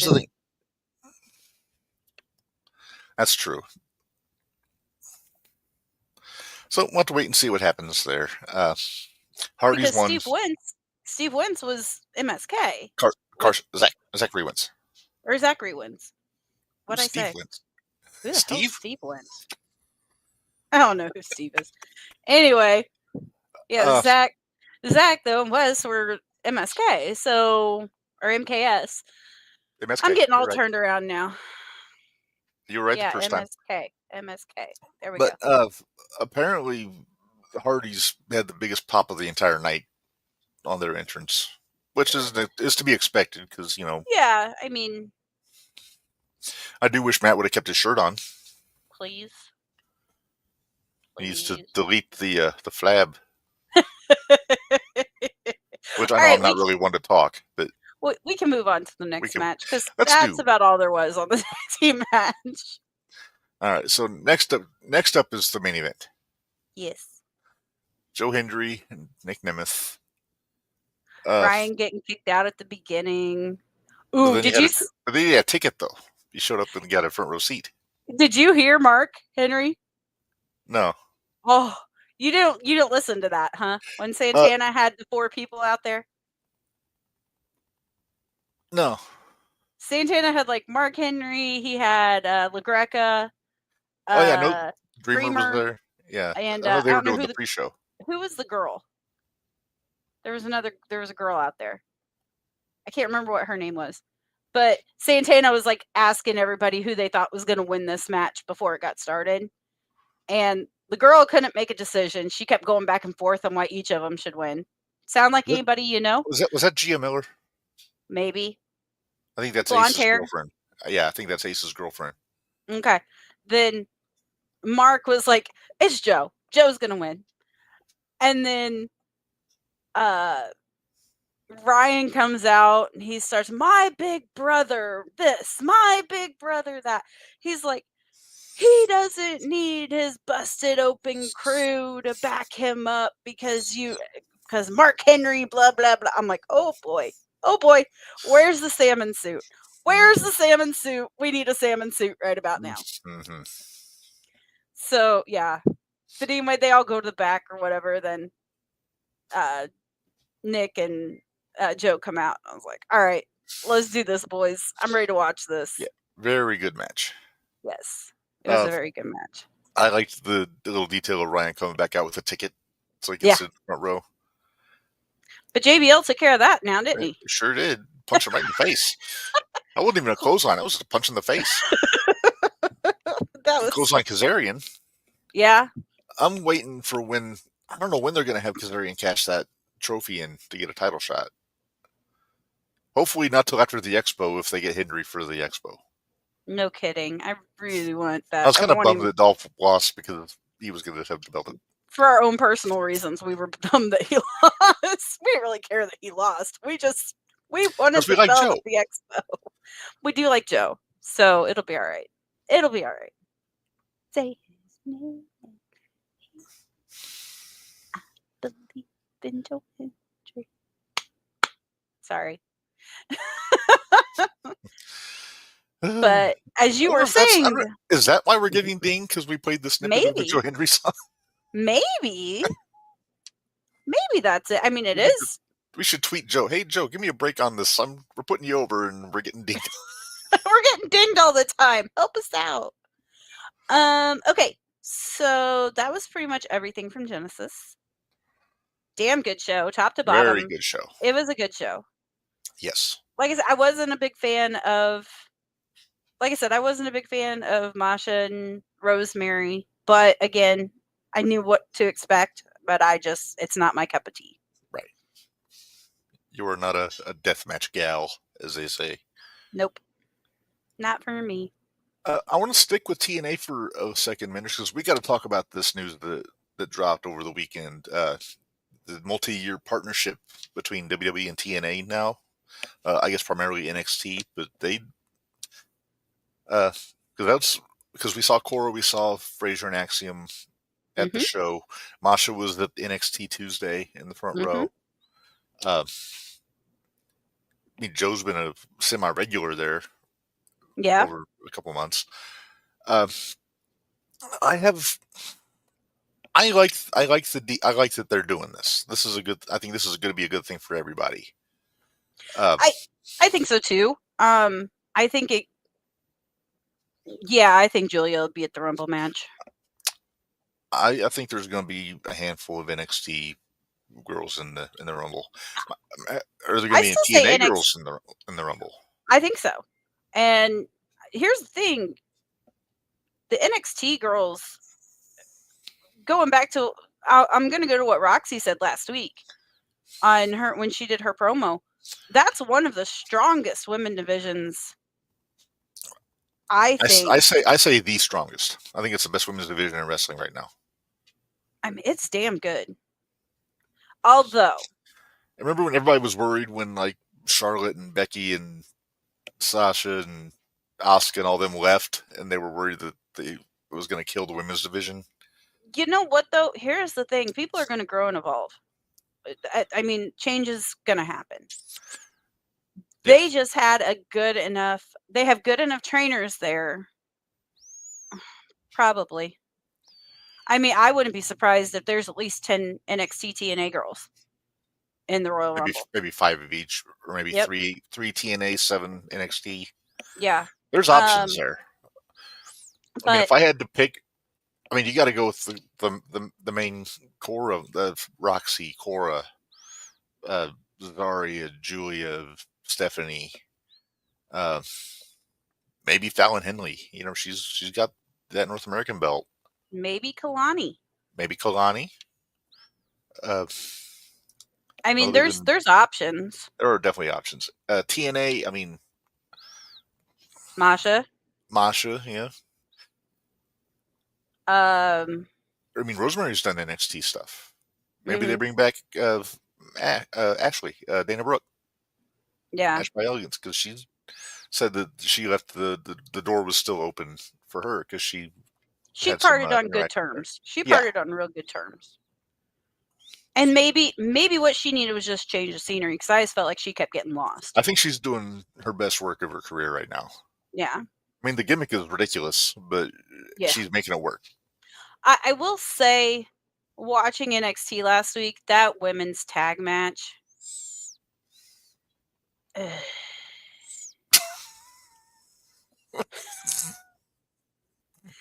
us what you really feel.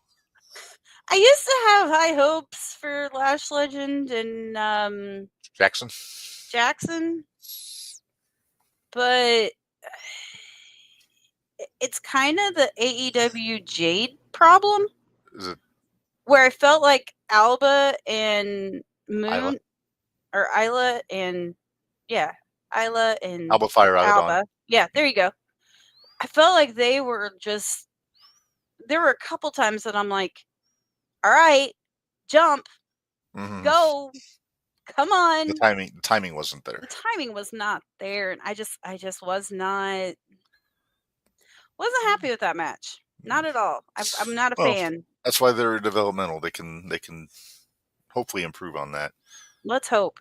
And I'm willing to bet that the problem was not Isla and Alba. Oh, I'll put money on it. I mean, Lash has got something.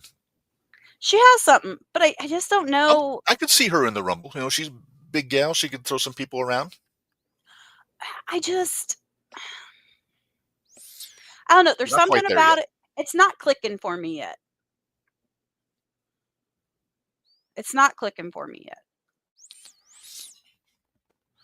And, it may have nothing. It has.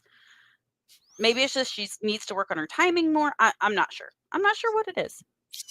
So I have a couple thoughts on this. Number one, with this partnership, Jordan Grace had said that she predicted an Ultimate X match at WrestleMania in the near future. Mm-hmm. I wonder. Shauna, okay.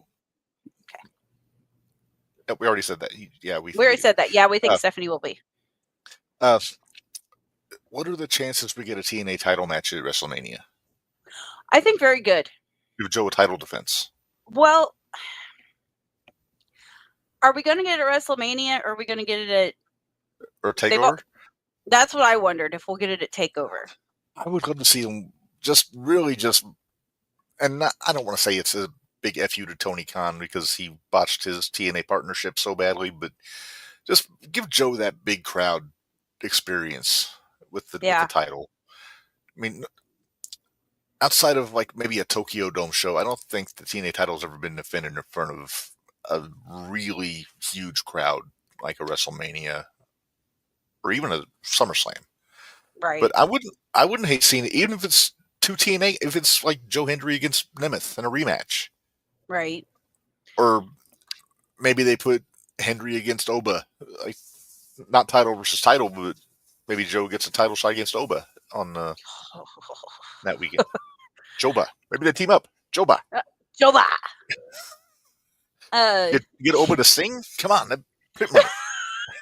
Dude, he's just now getting to where he can talk, let alone sing.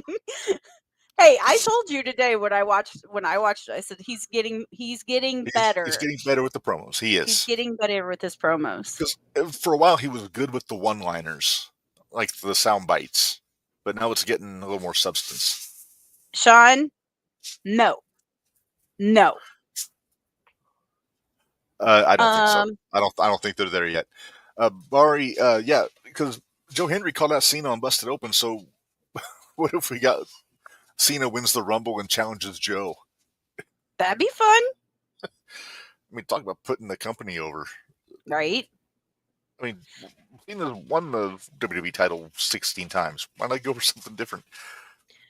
Well, and this is the thing this is what gets me, though. D'Amore's doing NXT now, right? Yes, he is. So what good did TNA really do firing him? I don't know. I really don't know. Unless that was the plan. Maybe that was the plan, but maybe they should have done that differently, because now I feel like there's a lot of hatred. Well, I don't know. I think PCO took it badly. Exactly. But yeah, I mean, Alexander just apparently left. I know he was tight with Demore. Maybe is there any chance we get the North into NXT? Would you quit it? Am I teasing you with a good time again, Minderz? Yes, you are. And wouldn't it be crazy? Somebody was to leave AEW and join the North? Because wasn't there one more person in the North? Or am I thinking of something else? Who are you thinking of? Maxwell? Freeman? MJF. You're thinking the Dynasty. Dynasty, that's what I was thinking of. Okay. Holiday and Hammerstone. Okay, yeah, my bad. I got confused. I'll tell you, if only Hammerstone was healthy, put him in the Rumble. Oh. Love it. Love it. So, another thing I'm thinking about with this is potential matchups here.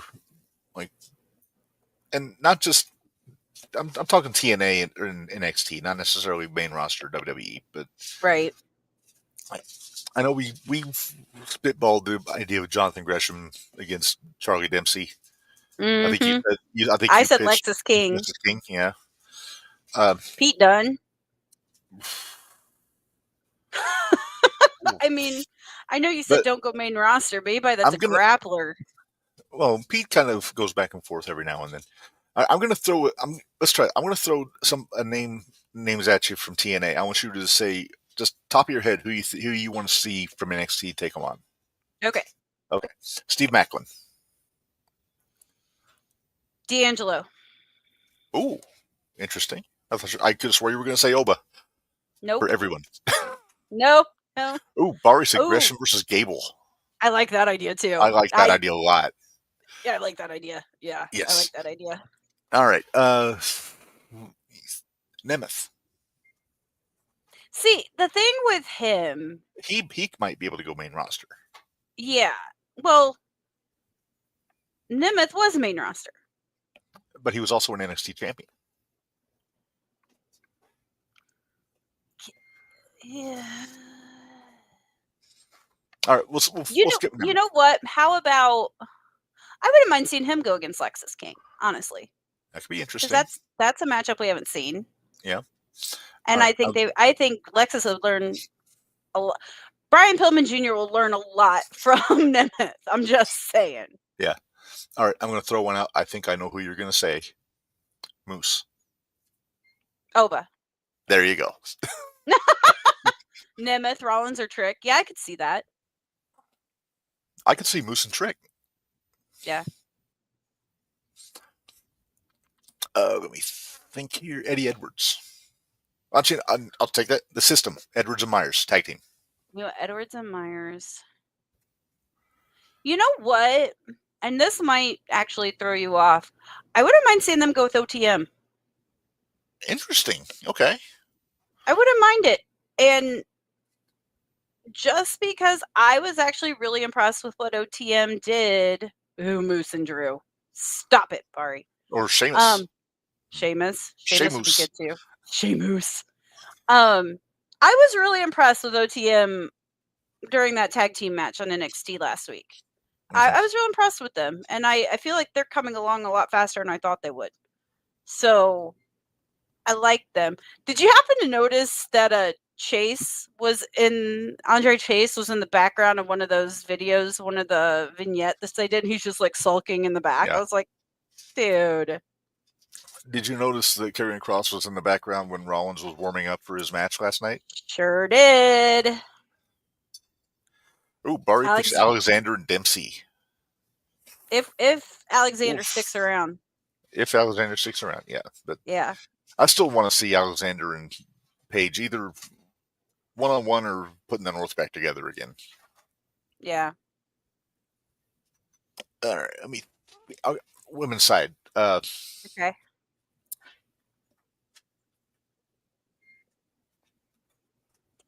I was trying to think of a good one. Tasha Steelz.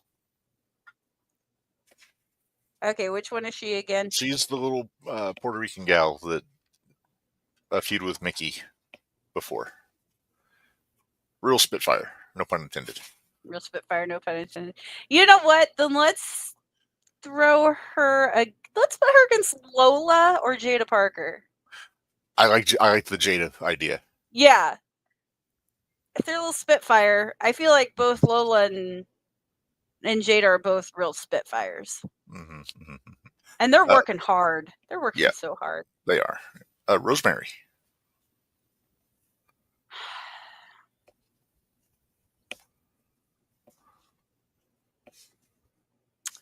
It's toss-up. I wouldn't mind her seeing her go against Julia. Wouldn't mind seeing her go against Stephanie. Yeah. And there's a part of me that kind of wants to see her go against Daria. Maybe not my best ones, but... No. Ace Austin. Ooh. Trick. You think so? You think Trick? Yeah. Trick or Wesley. I feel like we got that in TNA though. You forget I didn't watch TNA. This is true. No, I'm just thinking out loud. I'm thinking, what about Ace and Javion Evans? Ooh, well, yeah. Once his jaw's not wired shut. Once he's able to eat solid food again. Yeah, he started bleeding from the jaw again. So, man. Yep. Yeah, AJ wants Oba and Moose. I think everybody wants Oba and Moose. Yeah. Eric Young. EY. He's probably done this, but I almost want to see him with Sean Spears. Ooh, interesting.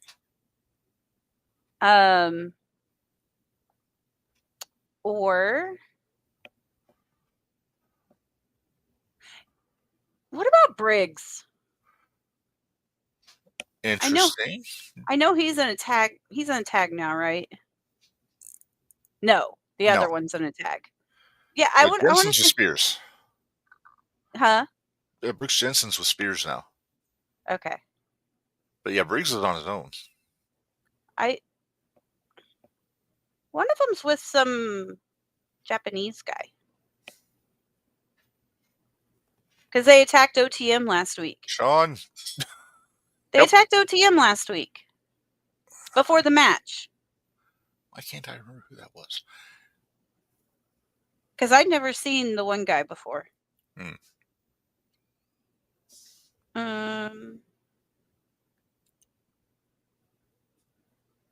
I'm not 100% sure. I was going to look it up, but... Okay. All right. Well, I think that's a pretty solid list so far. I'm very curious to see where they go with this. Mm-hmm. Sean, possibly. He's asking, could Josh Alexander join WWE? I would not be surprised in the least. It's Briggs. Okay. Okay. Like I said, if he comes back, I want to see him back with Paige. Put the North back together again. Then go with main roster, take on DIY. Yeah. Or the Machine Guns. Ooh, that'd be fun. That did happen, but I want to see it again. I want to see it again. Mr. Selfish. Hey, we need to talk Raw. And I didn't get a chance to watch SmackDown. What I missed other than Bayley not winning the title? I actually missed SmackDown. I wasn't home. Oh, that's right. Okay. So let's skip SmackDown. Raw. Let's go Raw. And I missed the beginning of Raw that I need to go back and watch, apparently. Yeah, Nia basically pancaked Rhea in the back. Yeah, I caught that part. Mm-hmm. I didn't catch the whole whatever happened with Kofi and Ray and. Here's what bothers me. They're trying to establish New Day as heels, right? Like right. They're already heels, but okay. I mean, like they're really trying to establish them, like make them strong, right? Okay. Why are they having Kofi lose with a roll up to Mysterio? To send the crowd home happy? That's the problem. WWE is very much a babyface territory, but right. There's something to be said though for Kofi to get a dominant win on Ray. Yeah. Penta and Dunn I thought was awesome. That was really good. Yeah. I'm just now again though, Did Penta look like a star because of Dunn? I know that's what a lot of people said, that Gable made Penta that first night. I mean, if you do long enough, then eventually you're gonna have to look for common denominators. Yeah. AJ. Yeah, this is what Sam was talking about earlier. It said Chris Bay is no longer paralyzed. Good. Expect to make a full recovery. Good. That's awesome. I'm so happy to hear that. Me too. I like that, Chris Bay. Let's see. Yeah, I had the jury's still out with me with Penta. And the problem is that I'm expecting the Lucha Underground Penta that I fell in love with. Not usually the armbar spot as a setup.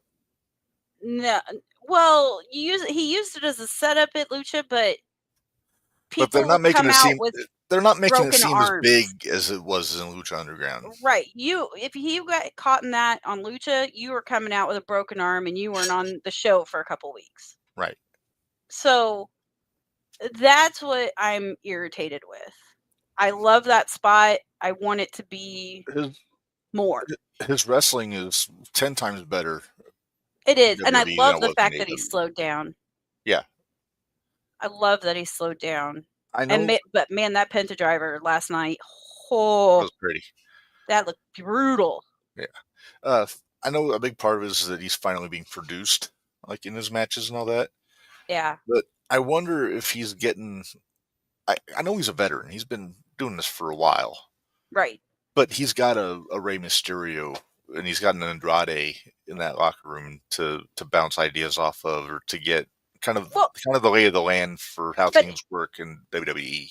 And he had Ray at Lucha though too. True. Because Ray was there. And he had Santos. But yeah, I mean, I like the, but it was Carlito. also, I think wasn't Carlito in Lucha Underground? AJ. I don't remember if you saying Carlito was there. I don't think Carlito was. I could be wrong. But yeah, I want to see more of Penta. I want to see who they put him up with in this next match. Mm-hmm. And I want to see if it's more of the same. Because then at that point, you got to look common denominator, and it's Penta. Maybe it's actually him showing like. Well, because I think a lot when he fought Gable, I think a lot of it was he had a bunch of nerves for first match, nerves for the show. So. And there's a point that Corny made that he's not used to the ropes. He's used to cables. Right. He's used to cables. Like when he did that sit down into the leg drop thing, that I think that was because it was ropes and he wasn't used to that. Yeah. I do think it's funny that Corny called him out. It's like he used a headlock with the wrong arm. He's like, no, that's how they do it in Lucha. Mm-hmm. and Gable knew how to work on the wrong side, which I think was the thing. Thank goodness, because I don't think all of them would. No, I think outside of Mysterio and Escobar and all your luchadors, obviously. Right. And I don't know, maybe as Gable was prepared, maybe he went to Ray's like, hey, I want to learn how to work lucha style. Mm-hmm. And now apparently he's going to this lucha master that Dom gave him his business card. But Which I'm curious who it is. Is it La Parca? I wonder. Conan? I'm not. Conan.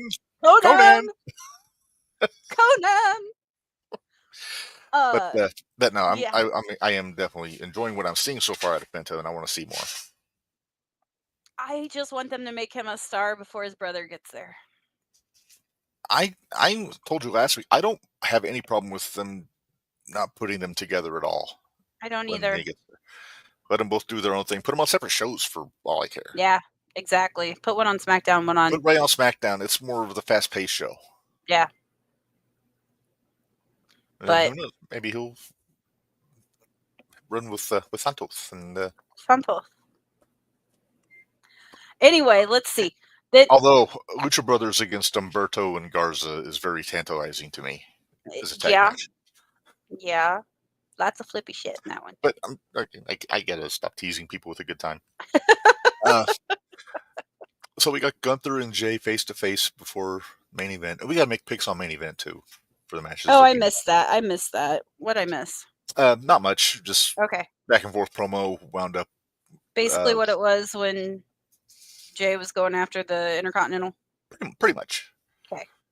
Let's see. Sammy cut a promo with Owens. I caught that. Like Owens might be trying to manipulate Sammy a little bit there. You know what, though? I can see it. We never did get my watch along. I'm sorry. We need to do that. Never did have my birthday watch along. We'll figure it out. It'll be a belated birthday watch along, but we will make that happen. Very belated. But yeah, no. I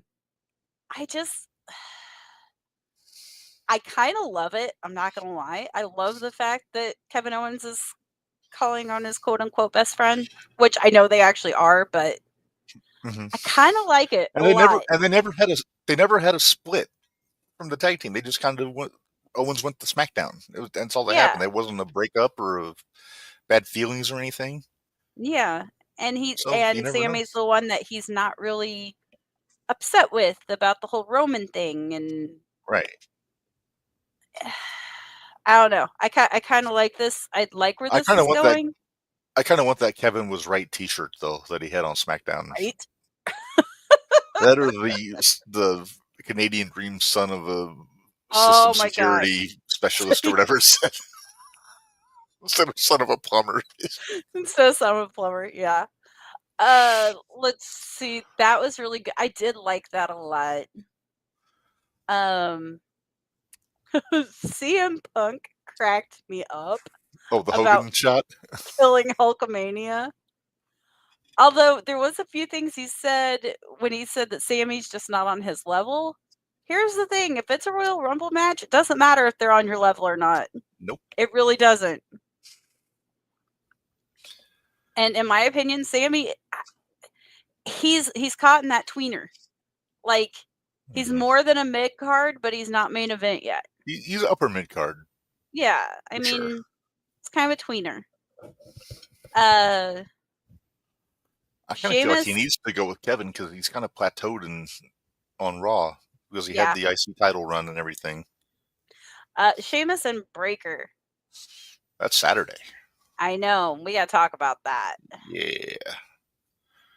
And then the main event, was Seth and Drew? It was the rematch from WrestleMania. I enjoyed it, except for the finish. Yeah. Again, they're having Drew lose too much. Yeah. Which I know wins and losses technically don't matter, but they're not. I mean, I'm gonna throw it out there. And he got his heat back after the match, which helped. But yeah, he acted heelish there. Who? CM Punk? CM Punk is heel. CM Punk's a natural heel. He's a natural heel. And why? Because he said he's going to kill Hulkamania? I think LA kind of killed Hulkamania last week. But here's the thing. Punk doesn't say or do anything different than what he does when he's a heel. Nope. It's like much like Steve Austin. He's just getting cheers. Exactly. He'd have to punt Larry to get right. And he's not going to punt Larry. No. There's no way he's going to punt. I mean, come on. He took on the Young Bucks by himself, and nobody hated him. Yeah, that's the None reason of us why I don't did have anyway. an issue with Kenny, because Kenny tried to get Larry out of harm's way. Exactly. How did we get onto AEW? Moving on. CM Punk, yeah, he can act heelish, but again, I think the crowd did not want Hogan there. Let him. Yeah. It's like how the crowd won't let MJF stay a heel because they laugh at his jokes. Because they love what he says. Well, they're not lying. I think that's what a big part of it is. Mm-hmm. Sorry, I didn't mean to cut you off. No, you're fine. We kind of talked about Bayley and Nia earlier. It's a good match. Real good match. Good match. Good pull apart with Rhea. Yep. A little too even, though. I thought Rhea should have maybe gotten her ass kicked a little bit more. You think? Well, she got beat up in the back before the show. She should have been selling that a little bit more. I see what you're saying. Yeah. But she did have, she almost had 2.5 hours to. That's true. But no, we are getting that match at main event. When's Judgment Day splitting up? Or when are they kicking Finn out? Maybe I should ask. I don't know. That's a good question. I know they're doing the rematch next week with JD and Dom against War Raiders. Because they're teasing it. They're teasing it. They're teasing a lot of things in Judgment Day. They got the Liv Dom stuff. They got the Finn stuff. Although I'm enjoying the dynamic between Carlito and Raquel. Yeah. Are we going to get a Raquel and Carlito together? That'd be great. That'd be something, wouldn't it? That's about all the real high spots I can think of out of Raw. I thought all of Raw was pretty good. It was pretty good. The only thing I'm already sick of is Lyra's run. That's the only thing I'm already She didn't do anything. No. She didn't. That's the thing. And I'm kind of sick of Damage Control. Yeah, I think that's kind of run its course a little bit. And I'm really irritated with the fact that Pure Fusion Collective. There you go. They're kind of getting lost in the sauce a little bit. They are, and I don't like it. Because Zoe Stark is a lot better than that. Yes, so Shayna for that matter. Yeah. All right. Liv and Dom break apart from each other. Eventually. And Liv doesn't have the title, Sean. No. Rhea has the title. What did Sean say? I'm not looking at the feed. Sean said they should not have had Liv drop the title. Yeah, they should have. I think it was time. It was time. Before, like last year, I was saying it should have been Mania, but that Netflix show was the right time to. It was. Blow that off and move on. But nobody was really thinking Netflix was going to be as big as it was. True. Because they went almost like full WrestleMania on that. Just about, yeah. It was a big fight show. It was. Yeah. So I think it was fine. Yeah. All right, let's run down some of these matches for main event Minderz, make some picks here, because this show is on Saturday at San Antonio. World Championship, Gunther versus Jey Uso. Are you seriously asking me that one? Just humor me. Gunther. Me too. We're going to agree, because I'm not going to agree on a few of these. We are. Women's World Championship, Rhea Ripley versus Nia Jax. Really? Again, humor me. Mommy. I think actually, Rhea Rhea by DQ. DQ, either double DQ or Nia gets DQ'd. Yeah. Yep. I could see them doing that to build up, and maybe. Well, Nia's already declared for the Royal Rumble, but I could see them pulling her out and put her in a match with Rhea on the Rumble. I don't think so. I think they'll leave her. Alone. I wouldn't be surprised. They got to have her in the Rumble just to throw people around. Exactly. And to be the big elimination. Yeah. She's in that Big Show spot on the women's side. She is. And that's not a knock on her size or anything. It's just is what it is. Braun Breaker versus Sheamus Intercontinental Championship. This one kills me. You know what? I'm going to go with Sheamus. Damn it, I was going to say Sheamus, but I can't agree with you again. That's yes, you can. You can. Because I think it's if it's not now, when is it going to be with Sheamus? Well, and they might not pull the trigger on it yet. They might not, but it's going to happen eventually. Eventually, yeah. So they could pull the trigger on it now. Because really, Sheamus only really needs to hold it till WrestleMania. Mania. Yeah, they could drop it to somebody else. He could drop it back to Breaker. I mean, I kind of want to see Breaker get Gunther at Mania. I don't think that's going to happen. I know, but I want that eventually. I still want. Oh, we didn't talk about the other. We didn't talk about the other big news. That Ilya is working out in the Performance Center now. We're going to be getting Ilya back soon. Can't wait. I'm excited. I love that guy. I do too. Yes. All right. Next up, Braun Strowman versus Jacob Fatu. It's got to be Jacob. I was going to say they got to build him up. Yeah, I agree.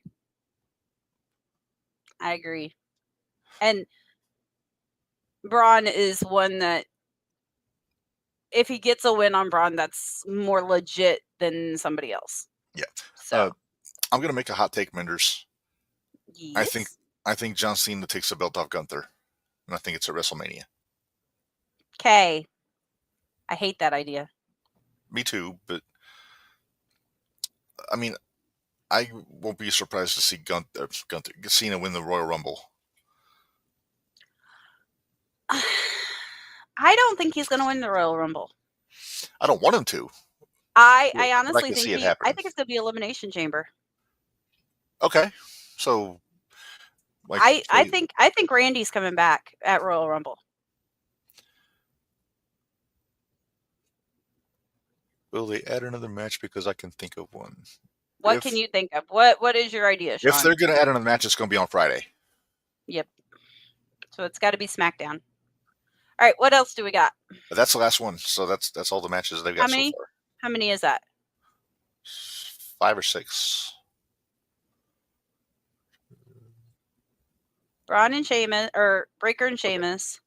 Yeah, Braun, Sheamus, Jacob Strowman, Rhea Nia, Gunther J.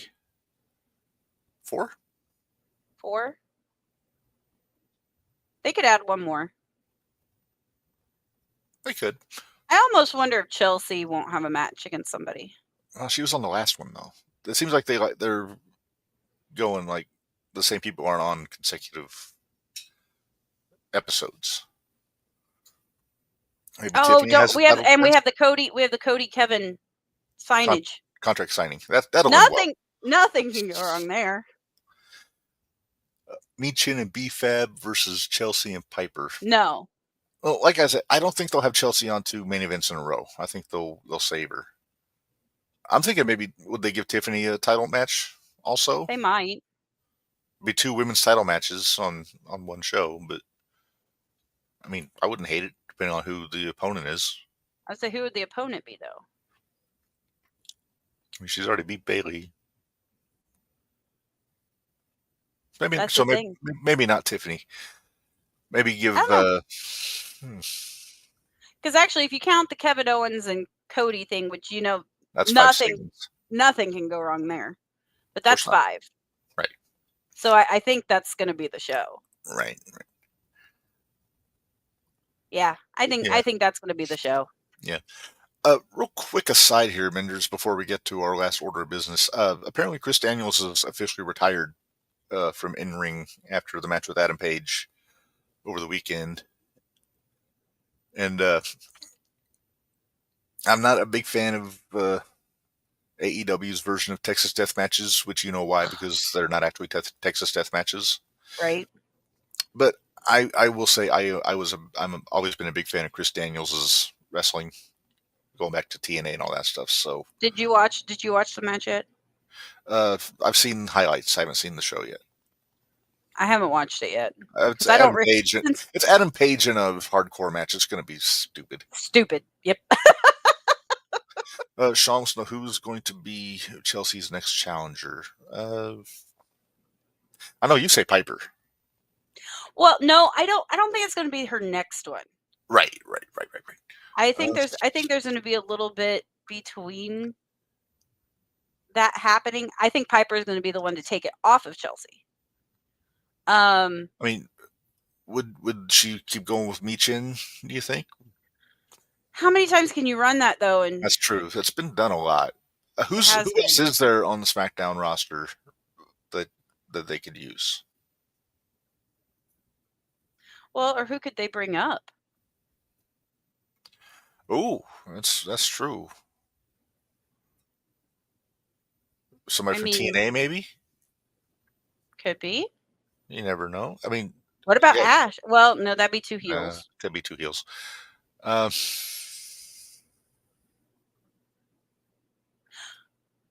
Isn't Zaya on TNA still, or is she not on TNA anymore? Who? Brookside. Yeah, she's there. So why not her? That could work. Give her a chance. I'd be okay with it. I like that girl. Maybe that's how they bring Jordan up. There you go. That could work too. Oh, then she could throw Piper around a little bit. But I don't want him to bury Jordan right away, though, either. It's kind of what they were saying about Roxanne. If she's going to go to the main roster, they got to make sure they got something for her. Right. She doesn't need to be going up without a plan. Right now, it seems like they may have a plan for Roxy, though, with this stuff with Bailey. Mm-hmm. Which is encouraging. But then again, don't forget I'm sure Charlotte's going to be back soon. Yeah, but I won't be surprised if she goes to Raw. True. Her and Becky both. Becky will go where Seth goes. So that's Raw. Yeah. And on the other hand, maybe Charlotte will go where Andrade goes, which is SmackDown.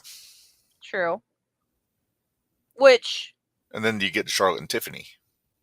Ooh. That's not terrible. No, I don't hate it. Actually, I've heard that I've heard that's being tossed around for Mania. Okay. But does Charlotte do the job is the question. That is a very good question because I don't think Charlotte should come back and not have a title. Although maybe she doesn't need a title. Maybe she takes the belt off Chelsea. Well, Stephanie dethroned Fallon. Not yet. Not yet. No. That one's gonna be a slow. I like Fallon's run right now. I want to see her keep going. Mm-hmm. She's got the backup. I like the backup. Mm-hmm. All right. Well, Minderz, are you ready for our last order of business today? Yes, please, because we're almost at 2.5 hours. Yes. All right. Well, it is that third Tuesday of the month, and you know what that means. And again, I've kind of I tinkered with the open on this one also. So. Okay. All right. Here we go.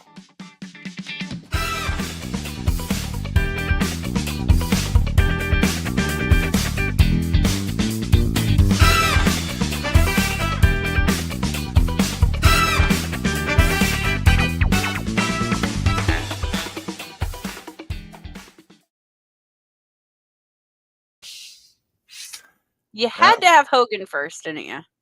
Well, it was the first one on the list. But... Yeah.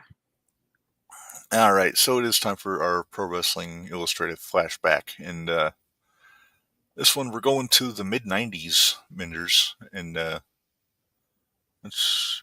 Sean, we don't know, and we've moved on. Whoops. If you don't get trigger happy with those comments, Minderz.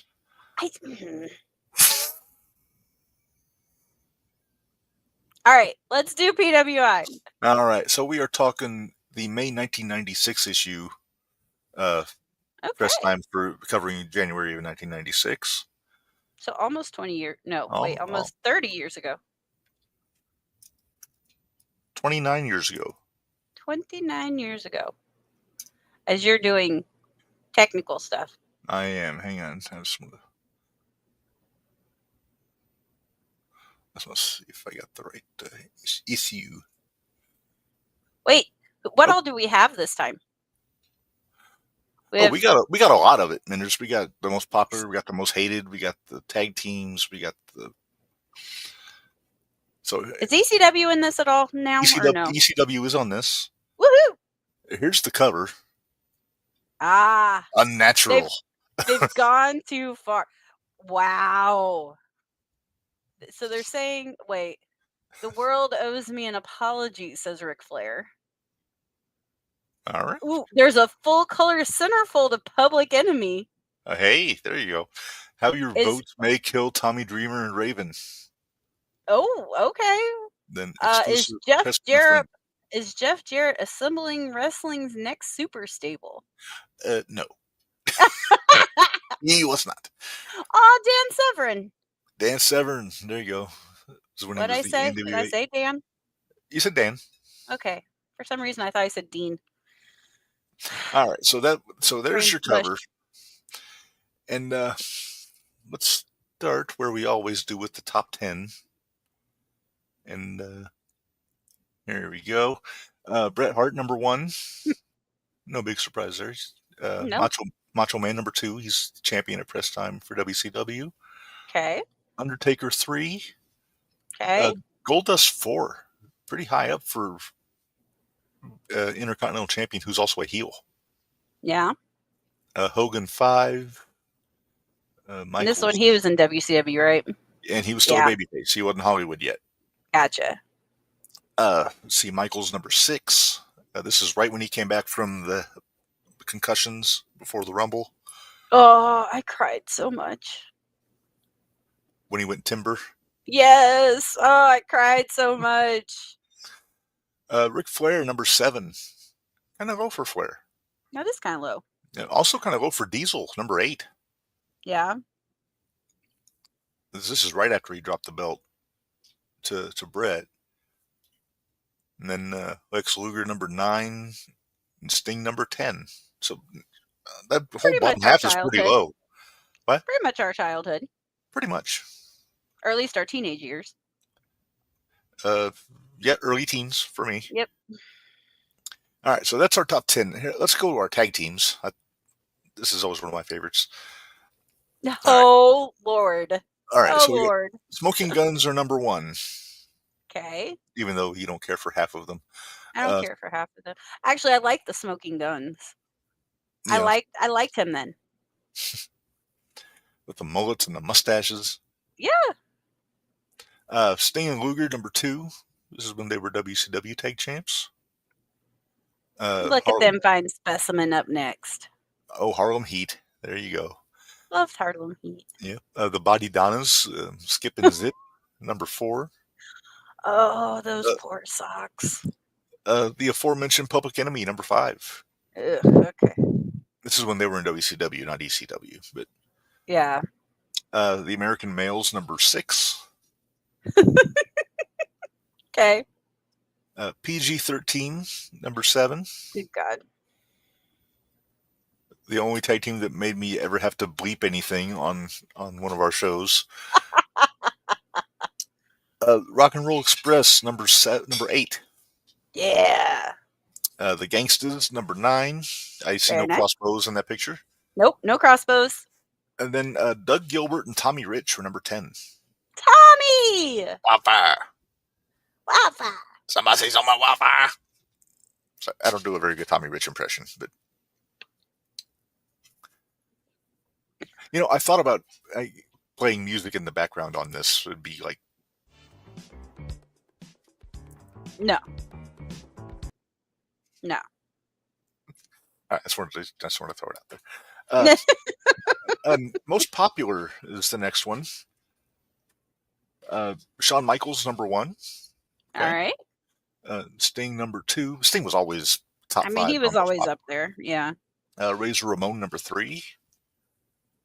Then Brett, number 4. Macho, 5. Hogan, 6. He's bottom half on the popular scale there. Well, he'd be really bottom half now. But he'd be really mad if he was behind Ahmed Johnson, but he beat him by one spot. One whole spot. Mm-hmm. A whole spot. A whole spot. Yeah. Undertaker's number 8. I mean, that seems about right. No, that seems about right for 96. Okay, he was always one of their top baby faces, but yeah. Razor and Brett and Shawn were definitely I think about them at that point. Johnny B. Bad, number 9. Jeez. And then Diesel's number 10. Because Diesel was kind of a tweener at this point. Yeah. Because he turned on Brett at Survivor Series and he was beating up everybody. Right. He didn't go full heel till he whacked Shawn with the chair in the garden right before WrestleMania. Right. And when we have most popular, we have, of course, most hated. Goldust, number 1. Damn. The times they were a changing in 1996, and a lot of they people were never a heard this song changing. before.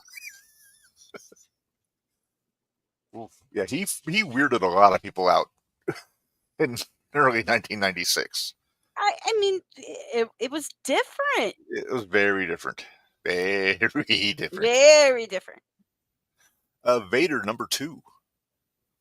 This is around the time that not for all of us. This is about the time that he took out Gorilla. So yeah. The Giant, number 3. Double J, Jeff Jarrett, number 4. He's always been one of the top most hated, so that doesn't surprise me. Brian Pillman, number 5. This is when he was with the Horsemen, right before the I Respect You Booker Man angle. Okay. 123 Kid, number 6. It's when he was with the $1 Million Corporation. That explains it. Okay. Yeah. Ric Flair, number 7. Because, Flair, of course. Flair, yeah. Jerry Lawler, number 8. Wasn't this around the Kiss My Foot match? After. This is when he was running with Isaac Yankem. Sorry, Okay. Isaac Yankem. Yeah, his personal dentist. Yes, from Decatur. Mm-hmm. British Bulldog number 9. Then Taz is number 10. Taz. I gotta say, I'm a little surprised no Owen Hart on this list. Yeah? I'm surprised no Owen on anything so far. But anyway. Because Owen and Yoko could have easily made the tag team list. Oh, yeah. Easily. All right. Next up here, the WWF list. Okay. There we go. Bret Hart's your world champion. Then our top 10 Goldust Intercontinental Champion, so number 1 contender naturally. Undertaker, Diesel, Razor, and Michaels. Pretty solid top 5 there. Mm-hmm. And then on the bottom, you got Jeff Jarrett, Ahmed Johnson, British Bulldog, Triple H. Look at that nose. And, wait, that was when he was Hunter Hearst Helmsley. This is when he was Hunter Hearst Helmsley. But then 1, 2, 3 kids. So all 5 Click members are in the top 10 here. Yeah, they are. That's crazy. And if you look diagonally, it's probably the how they were arranged in the van when they traveled. Probably. Because Hunter probably drove. Well, Hunter always drove because he was the sober one. Right. Well, him and Nash both. Like Nash wasn't like on all the hard stuff, so he and Nash probably rode like shotgun. And the other 3 were in the back, sharing. Yeah. Sharing their recreational goodies. Yes. Oh, those pesky recreational goodies, Minderz. Yeah. All right. Well, let's look at WCW here. Macho Man is the world champion at the time here. Number 1, one-man gang, Minderz. We get to see him in April. So excited. But he was the U.S. champion at this point. So, again, number 1 contender. Ric Flair, number 2. Hogan, 3. Sting, 4. Luger, 5. I mean, that's pretty cut and dry for that period. Yeah, for that period. Yeah. Bottom half here, Johnny B. Bad. I can't wrap my head around Johnny B. Bad. I know that's what he was, but I just keep seeing Mark Marrow. Yeah. The Giants, number 7. Yep. Let's see, Pillman, 8. Double A, 9. Okay, Arn Anderson. Then Diamond Dallas Page is 10. Was this about the time Diamond was just getting in the business? No, he'd been in the business for a while, but this is when he was like finally getting up to like title status, like TNA. Okay. He was the TV champion. That's what I was thinking. Title. Yeah.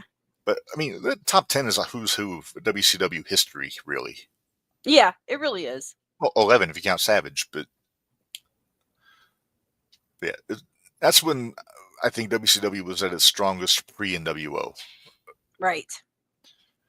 And it still wasn't that strong pre-NWO, but no, they weren't drawing shit, but they had the horses though. They did. Yeah. All right, let's go ECW, Minderz. Ooh, let's. Oh there God. Sandman. All right. Best I could do. Let's see, number 1 contender, TV champion, Too Cold Scorpio. Sweet. Tommy Dreamer 2. Yep. Raven 3. Yay. Sabu number 4. Yikes. Taz 5. Yes. Mikey Whipwreck number 6. You poor bastard. Hey, former world champion at that point, Minderz. Yeah, I know. Pinned Steve Austin on pay-per-view. Well, on November to Remember, it wasn't pay-per-view yet. Rey Mysterio Jr. number 7. Look at that little fella. He's so cute. Dancing Stevie Richards number 8. Oh God. Or as Joey Styles called him, the Clueless Putz. The Clueless Putz. 911 number 9. Okay. His son was on the GCW show. Big Vin. He was in the Rumble. Oh, nice. Big guy, does choke slams. He learned tip off the old block. And then the Extreme Shaw, Hack Myers, number 10.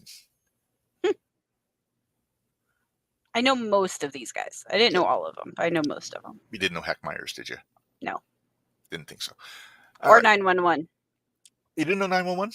Oh, no. You want to look him up on YouTube. He was basically, all he would do was come out and choke slam people. He chokeslammed Fonzie once.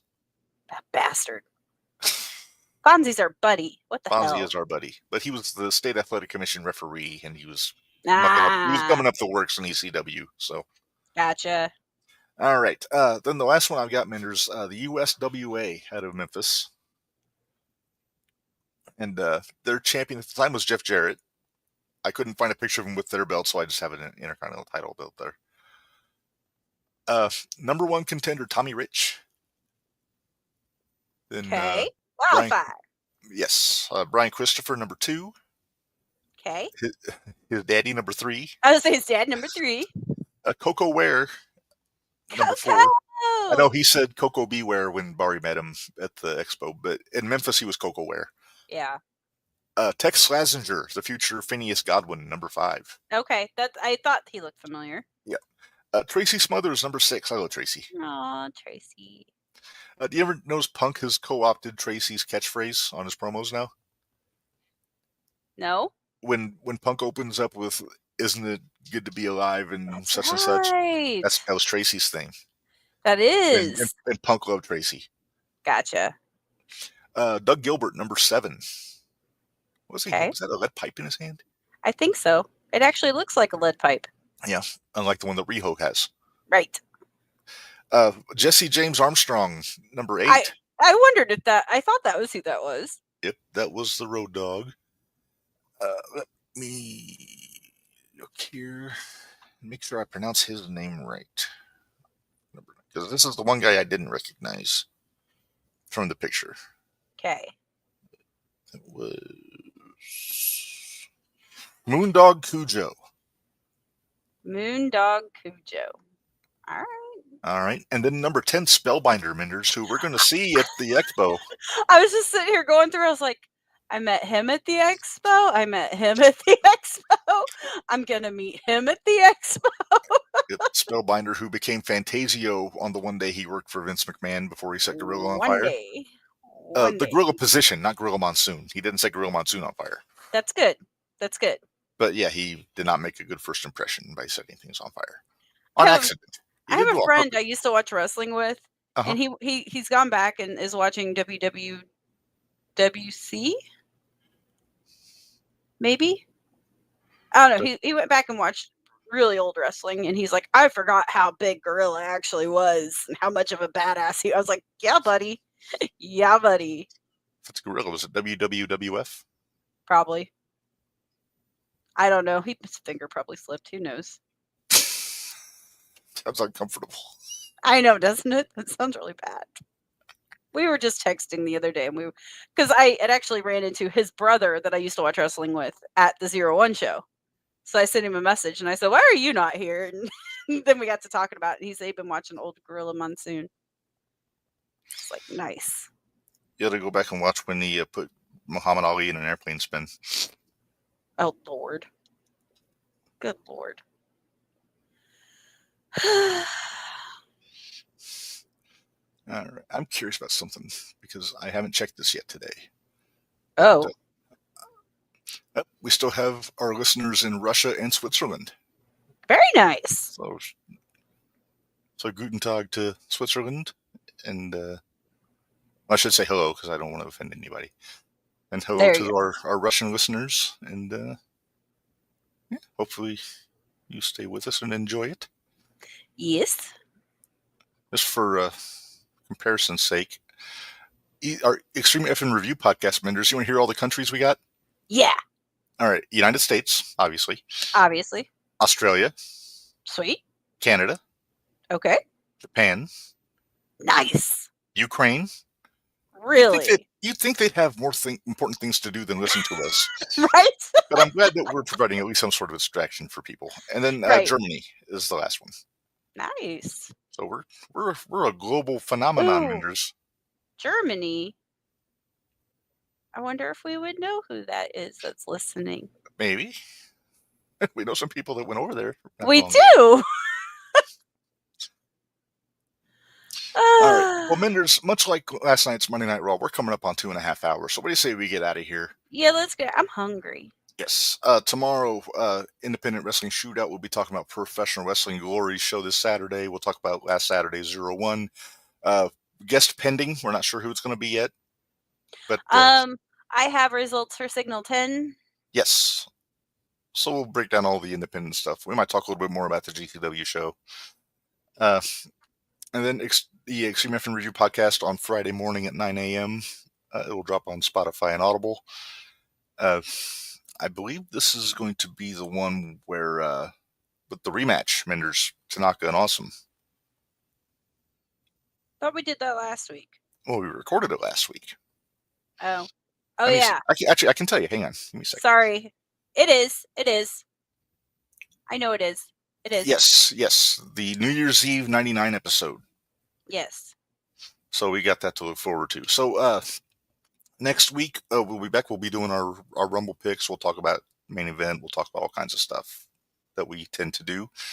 So until then, for Minderz, this is Reb. Mind y'all, life is hard, work stiff. We'll see you guys next time. Thanks, guys.